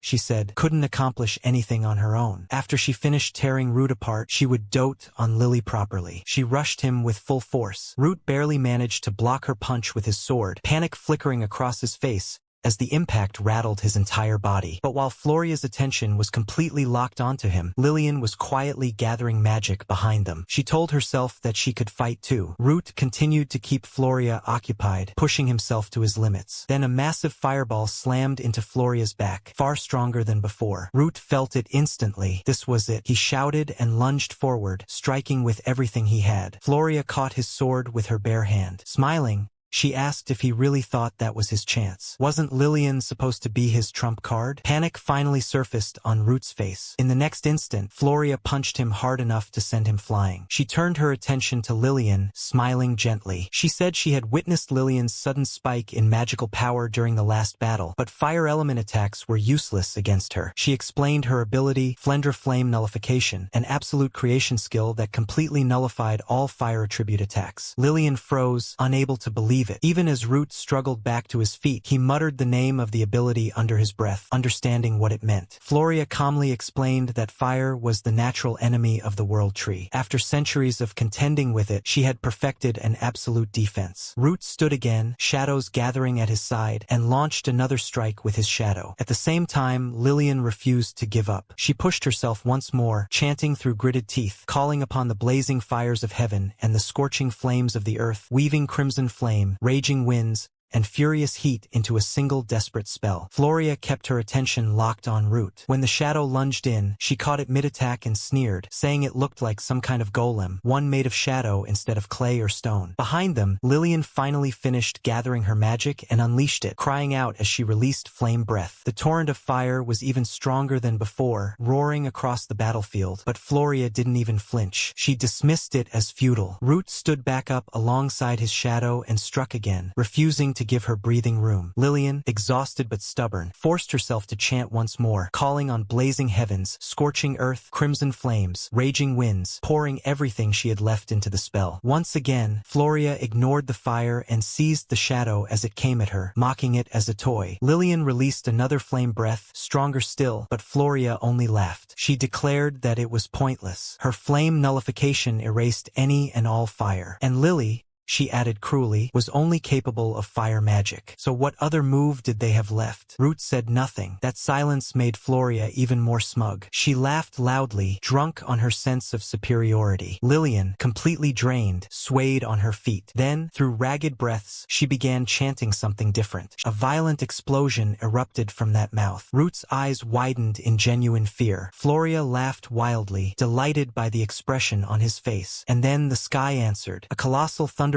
tore down from above, striking Floria dead on. It was like the lightning of legends, Zeus striking Typhon, Thor crashing down on Jormungandr, Indra's thunder slaying Vritra. The air split apart as lightning engulfed her entire body. Floria froze in shock. Lightning magic? How was that even possible? The lightning was simply too much. Floria's body locked up, muscles refusing to respond as the residual thunder still crackled around her. She couldn't even lift a finger. Lillian, meanwhile, was completely spent, barely able to stay on her feet, but that was enough. That single moment was the opening Root had been waiting for all along. He stepped in close and told Floria calmly that the reason she lost was simple. She had underestimated Lillian far too much. As he spoke, he activated another function of his ability. A notification appeared explaining mana severance, an ability that read the target's mana flow and forcibly cut it off, stripping them of all power. The moment it took effect, Floria's strength vanished. Her body went limp and she collapsed. Root caught her before she hit the ground. More notifications followed, laying out the truth of the battle. By repeatedly casting fire spells, Lillian had been made to look harmless, lulling Floria into lowering her guard. With the lightning enhancement provided earlier, Lillian had been able to channel all her remaining mana into a single lightning spell. Using the opening that created, and with guidance from Root's mana circuit analysis, Root had severed Floria's mana flow and neutralized her completely. It had all been planned from the start. Root turned to Lillian and asked if she was all right, still holding Floria in his arms. Lillian nodded weakly and said she was, somehow. Then she hesitated and asked about Floria. Root reassured her. He said it was fine, he hadn't killed her. Floria was still alive because she was going to be the key to opening the path to the World Tree. Nearby, the knights were still locked in a desperate struggle with the dragon. They kept chanting in chant, Ice Emperor, volley after volley flying through the air, only for the dragon to counter each time with scorching fire breath. The clash of ice and flame filled the battlefield. Elsa refused to fall back. Again and again he pushed forward, and this time he managed to land a clean ice-infused strike. Frost spread across the dragon's face, and the knights followed up instantly with a fire arrow. A massive explosion swallowed the dragon dragon in smoke. For a moment, hope flickered. Someone asked if they had finally done it. The captain immediately denied it. The smoke cleared, and the dragon rose again. Disbelief spread through the ranks. One knight muttered that it was impossible. The dragon roared and retaliated, smashing Ailsa aside and sending him flying straight back toward Captain Ceres. It began gathering mana once more, preparing an even larger flame attack. The knights were clearly reaching their limit. Still, Ailsa shouted for them not to give up and ordered them to form a defensive wall. Ceres stepped forward, telling everyone to get behind her as she raised her barrier. Even as the fire pressed in, she steeled herself, thinking that even if they fell here, reinforcements from the capital would avenge them. The dragon's mana surged, condensing into a massive fireball. This was it. Then something changed. The dragon suddenly froze mid-motion. His attack fizzled out. Confusion rippled through the battlefield. The knights stared as the dragon abruptly turned around and fled. Someone shouted that it was retreating. Others cheered, convinced their attacks had finally worked. But Ceres didn't cheer. She didn't understand what had just happened. Elsewhere, Root was standing extremely close to Floria, supporting her weakened body. He muttered that he had made it just in time. Lillian asked what he was doing, clearly alarmed. Root told her not to worry and said he would explain. Then he looked up. The dragon was flying straight toward them. Lillian panicked, but Root calmly explained that he had manipulated Floria's mana flow and seized control of the dragon golem. When she asked what he meant by seizing control,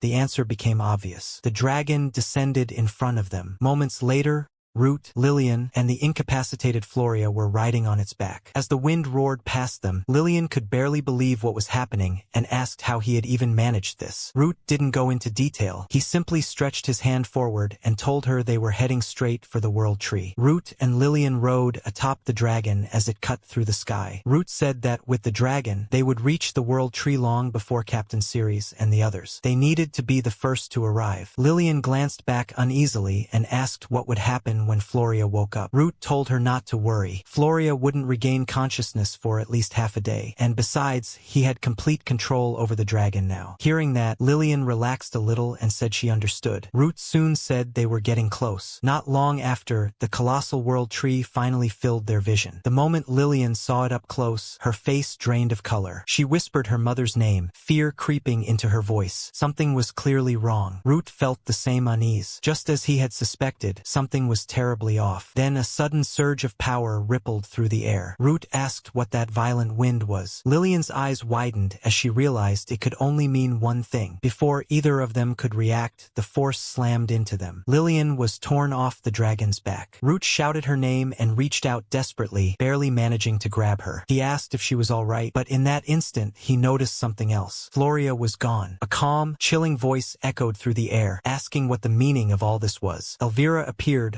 holding Floria with ease. Root and Elvira finally stood face to face. Elvira looked down at him coldly and told him to leave. This was not a playground where he could simply wander in. Lillian immediately recognized who it was. Her face stiffened as she called out to Elvira, addressing her as her elder sister. She hurriedly explained that they hadn't come to threaten anyone. They only wanted to talk to their mother. Root followed up calmly, addressing Elvira as the Witch of the Storm and saying they had no intention of harming her. He asked her to at least listen. Elvira laughed coldly. She said no one would believe that, especially when Floria had been hurt by them. Lillian tried to deny it, but Elvira didn't give her the chance. The killing intent was already there. Root sighed inwardly, realizing that talking really was pointless. Elvira raised her hand and invoked the Thunder Emperor. The sky answered instantly. Violent lightning crashed down onto the dragon they were riding. Lillian was shocked that the dragon endured it. She realized the creature had been infused with Elvira's own magic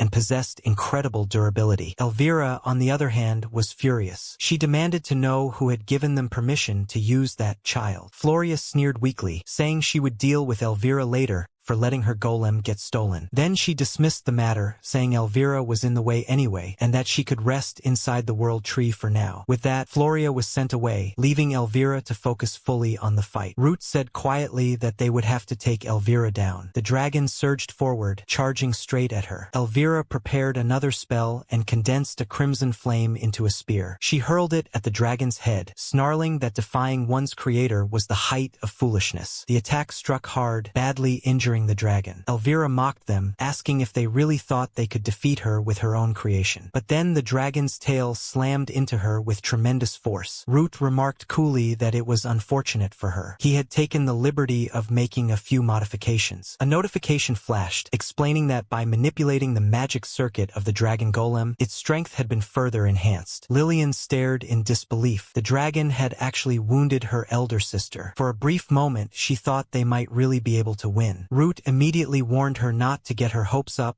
and told her to listen carefully. Elvira roared in rage. She shouted that no one, not even their mother, had ever managed to wound her. Lightning exploded across her body as she gathered immense power in her hands. The dragon answered with a massive fireball, blasting it straight at her. Elvira caught the flames with her bare hand, crushed them, and flung them aside as if they were nothing. Then she raised her hand again, thunder screaming through the air, and declared that they would return to dust. Elvira continued to gather power, lightning compressing and screaming in her grasp. When it reached its peak, she hurled it forward. The thunder tore straight through the dragon, obliterating it in a single strike. Root and Lillian were thrown from the sky and slammed into the ground below. As they struggled back to their feet, Elvira looked down at them and said coldly that their toy was gone now. She asked if they were prepared. Root steadied himself and acknowledged her strength, calling her worthy of the title Witch of the Storm. At the same time, lightning began raging around Elvira again as she prepared an even larger attack. Root didn't hesitate. He grabbed Lillian and they ran. Elvira clicked her tongue, mocking them for scurrying away like rats. Thunder chased them from behind, carving craters into the earth. As they ran, Root spoke calmly, saying he could read her attacks like an open book. Even with all that magical power, he said, it was nothing more than treasure she didn't know how to properly use. A notification flickered in front of him, confirming it, an attack path guide that revealed the trajectory of her strikes and the optimal way to evade them. Elvira shouted in fury at his insolence. Root kept provoking her, taunting that she looked impressive soaring in the sky, yet couldn't land a single hit on him. Her frustration boiled over. She wondered if this was just a cheap taunt, if he thought he stood a chance by luring her closer. In the end, she decided to indulge him. She condensed an enormous thunderbolt in her hand and declared that she would play along with his game. Whatever his plan was, she said, there was no way he could block this. Then she charged straight at him, lightning roaring, promising to make him regret it even in the afterlife. This wasn't the borrowed thunder they had used against Floria. This was the true power of the Witch of the Storm, the thunder of a being who stood closer to a god than any human ever could. Root didn't flinch. He said her arrogance would be her downfall. Shadows erupted around him, spreading outward and swallowing the battlefield. As Elvira closed in, she finally realized what she was seeing. Shadow. He possessed the ability of a shadow user. It didn't matter, she shouted. Thunder answered her call once more as she invoked the Thunder Emperor's Phoenix. But another bolt descended from the sky. This lightning wasn't hers. It crashed straight into Elvira, smashing her down into the ground. Even as she lay there, scorched and furious, she snarled that anyone who opposed her would be erased without leaving behind even a speck of dust. As Elvira lay there, she suddenly became aware of her surroundings again. Her gaze drifted toward the world tree, and then to their mother. She spoke bitterly, saying that if their mother hadn't opposed her, none of this would have happened. Being trapped in a place like this was unbearable to her. She declared that she was leaving the world tree behind. After all, she claimed the world tree itself was waiting for her. That was when a voice came from behind her. Root apologized calmly for the sneak attack, explaining that if it meant saving Rona, he couldn't afford to be picky about his methods. Elvira started to turn at once, but she was too late. A massive shock slammed straight into her chest,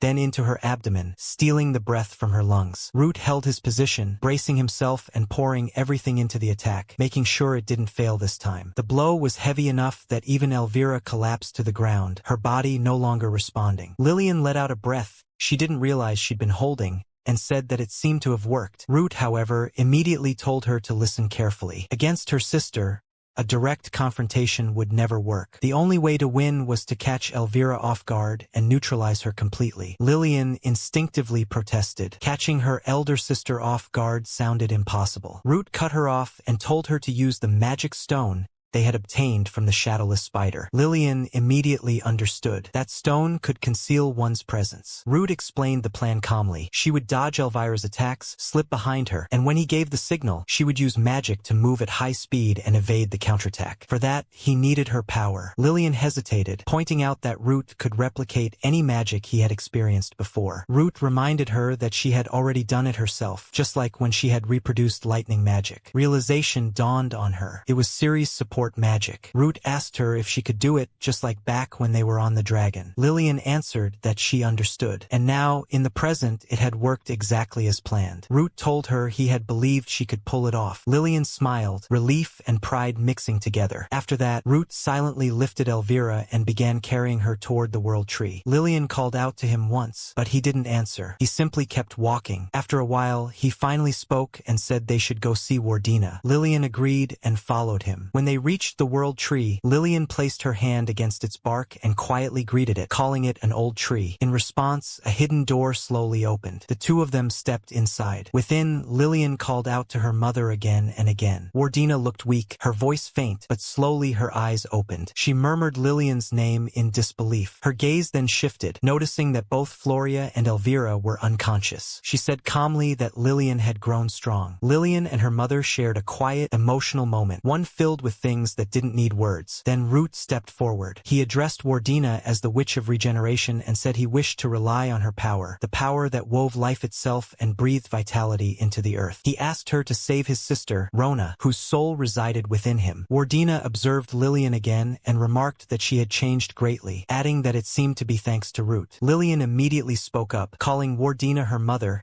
and asking her to lend them her power. Wardina reached out and placed her hand toward Lillian. She asked softly if Lillian truly didn't resent her, even after being abandoned. Lillian met her gaze without wavering and said she didn't resent her at all. After all, her mother had told them the truth 14 years ago. Wardina stood before her three daughters, who listened in rare, uneasy silence. She told them that their role had always been the same: to protect the world tree, to guard it from outsiders, and to watch over its growth. Elvira immediately protested, saying she didn't want to stay trapped in a place like this forever and that she wanted to see the outside world. Floria, more curious than rebellious, asked what the world tree actually was. Lillian, meanwhile, said nothing. She simply observed her sisters, quietly taking in their reactions. Their mother began to explain. Long ago, this land had been nothing but a barren wasteland where no life could survive. It was the witches of the past who poured their magic into the earth, restoring it and allowing life to take root. Lillian then asked what would happen if the world tree were to wither. Wardina answered calmly that if the tree died, the flow of magic in the region would cease, and the land would return to the lifeless wasteland it once was. Elvira reacted sharply, saying that if protecting the world tree meant protecting the land, then it made no sense for humans to try to burn it. As those words left her mouth, memories of the chaos and fear she had seen surfaced in her mind. At that moment, a root rose from beneath her feet, lifting her gently into the air toward their mother. Startled, Elvira asked what was happening. Wardina replied that one day she would understand, that everything in this world circulated, intersected, and flowed as one. More roots emerged, lifting Lillian and Floria as well, bringing all three sisters together before her. Wardina wrapped them in her arms, her voice soft as she told them that she loved them. The sisters,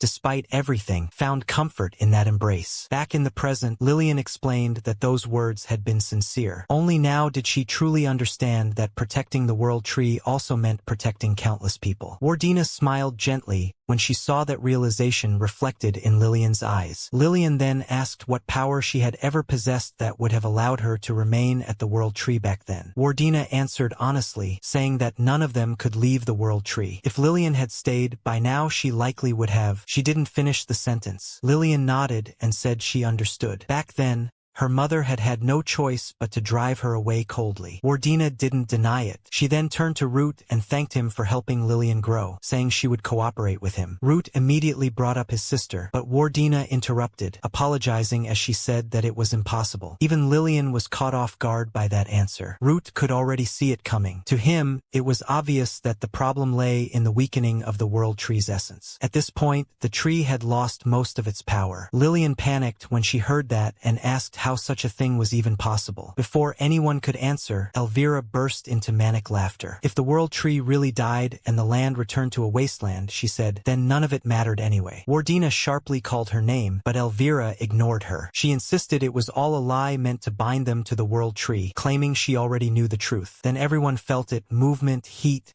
violence. Lillian turned pale as she saw flames rising outside. The world tree was under attack. Knights were advancing, shouting that the world tree monsters should come out if they didn't want to be burned along with it. Elvira snapped completely. She raged that she would slaughter them all. But Root cut in, telling her that this was exactly why the knights were attacking in the first place, because Elvira had assaulted the surrounding towns. Even if she crushed them here, he said, the cycle of revenge would never end. Elvira scoffed, calling the knights trash and declaring that if it came down to it, she didn't mind throwing this place away altogether. Even Wardina looked shaken by those words. Root pressed on, explaining that Elvira and her sisters were born from the world tree itself. Their mana flowed from it. If the world tree withered, their power would dry up as well. Elvira immediately rejected that, calling it another lie meant to deceive her. She claimed Wardina's words were nothing more than chains. But Root calmly told her that she was the one being deceived. He said he could read the flow of mana centered on the world tree, and if it died, so would her magic. For the first time, Elvira fell silent, then angrily denied it again. Lillian stepped forward, desperate, calling out for her sister to stop. Wardina spoke then, saying that Elvira's interference with the Royal Capital Knights had already gone too far. Even if she wiped them out now, the land would suffer catastrophic consequences. At that moment, Root turned to Wardina and asked her to trust him. He said that if she left it to him, he would protect the world tree no matter what. Wardina looked at him closely, meeting his gaze,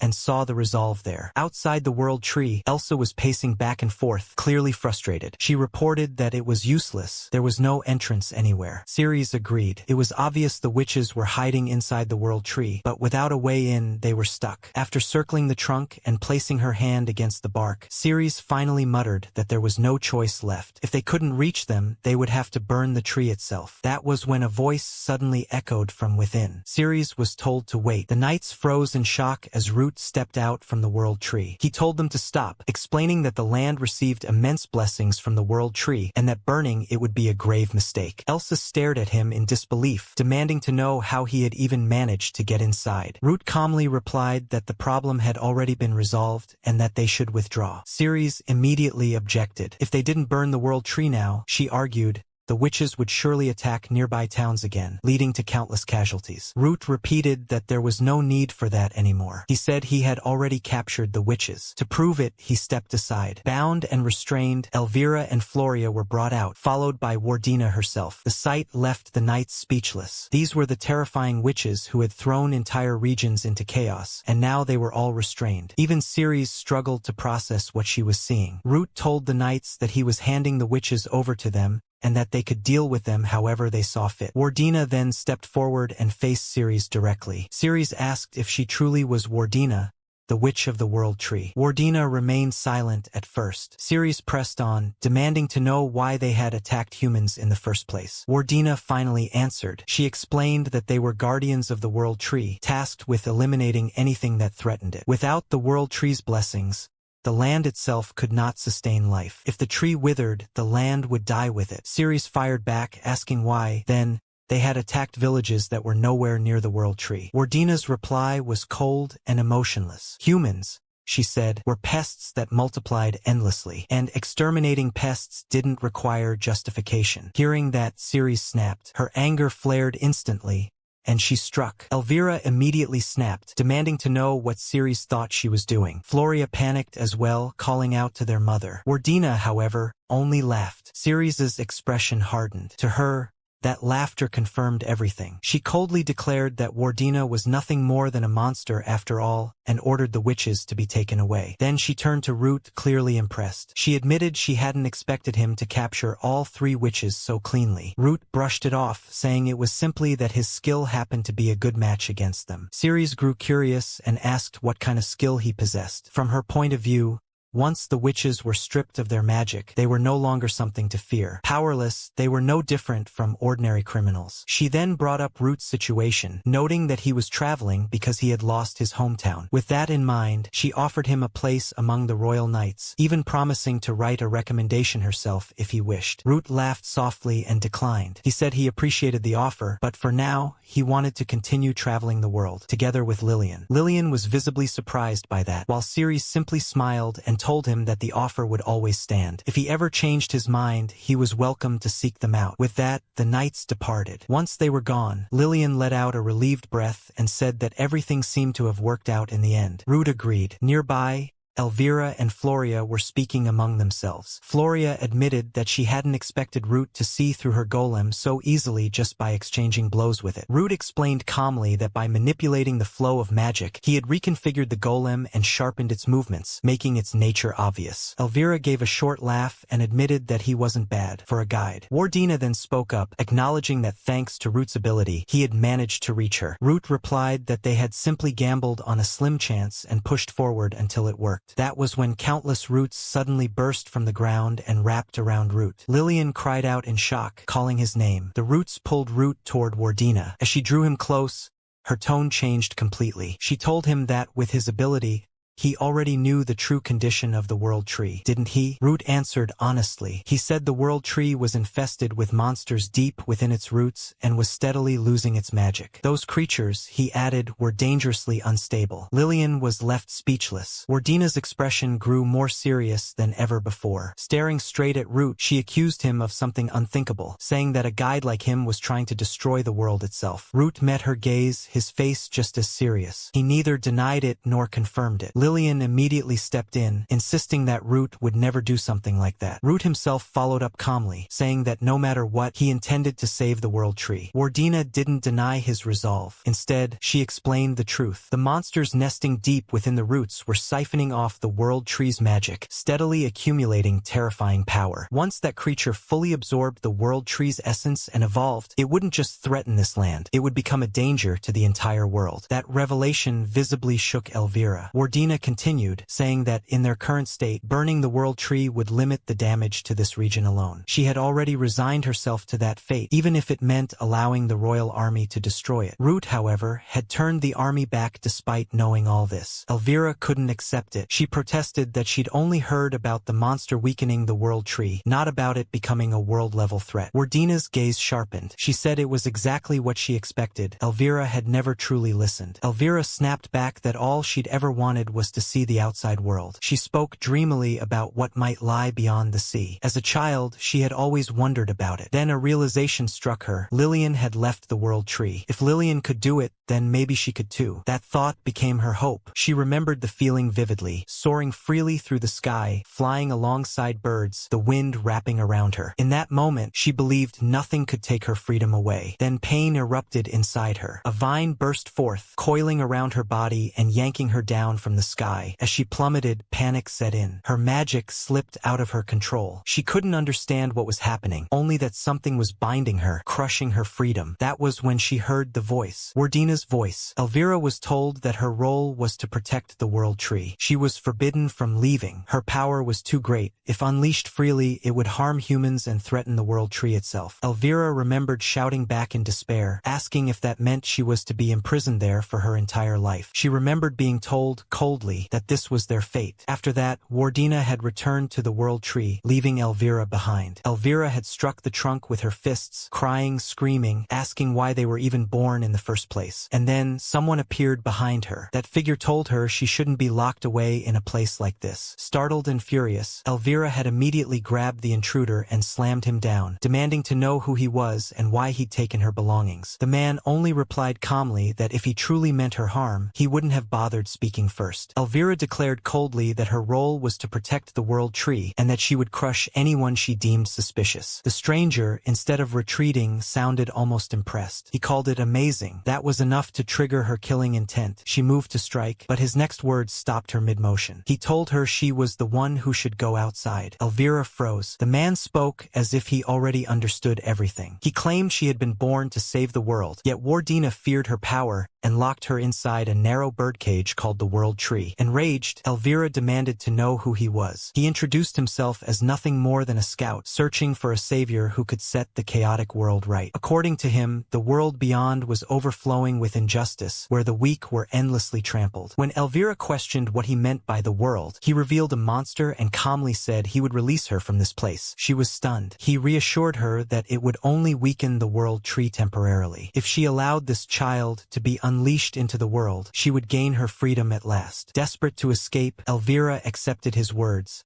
and his offer. At the time, she truly believed she had been freed. Now, standing in the present, guilt gnawed at her. She realized too late what she had done. Wardina asked Root one final question. Did he intend to destroy the world? Root answered without hesitation that he did not. Wardina then made her request. If that was the case, he must burn the world tree before the monster within could fully evolve. Those born from the world tree could never destroy it with their own hands. She accepted that the root of everything lay with her and entrusted the decision to him. Root replied honestly, if the world tree withered, he would never be able to save Rona. Wardina acknowledged that even if he wished to save his sister, the world tree had already lost much of its power. Root didn't back down. He said he still needed Wardina's strength. Then he turned to the others, Elvira, Floria, and finally Lillian. Lillian answered quietly that she was ready. Root declared his plan. They would subjugate the monster nesting within the world tree itself. For that, he needed all of their power. Wardina said it was impossible. Even before evolving, the creature had already absorbed an enormous amount of magic and grown into a calamity. Root asked her to believe in his guidepost skill. At that moment, a notification appeared before him, initiating subjugation guide for the dweller. Witch of regeneration, Wardina. Witch of the storm, Elvira. Witch of soul creation, Floria. Witch of the great vessel, Lillian. Please form a party with each witch. That was his answer. Root declared that he would save the world tree and prove once and for all that he could save Rona too. Now, if you don't want to miss out the epic battle that's about to come, then guys, that's the end of the video.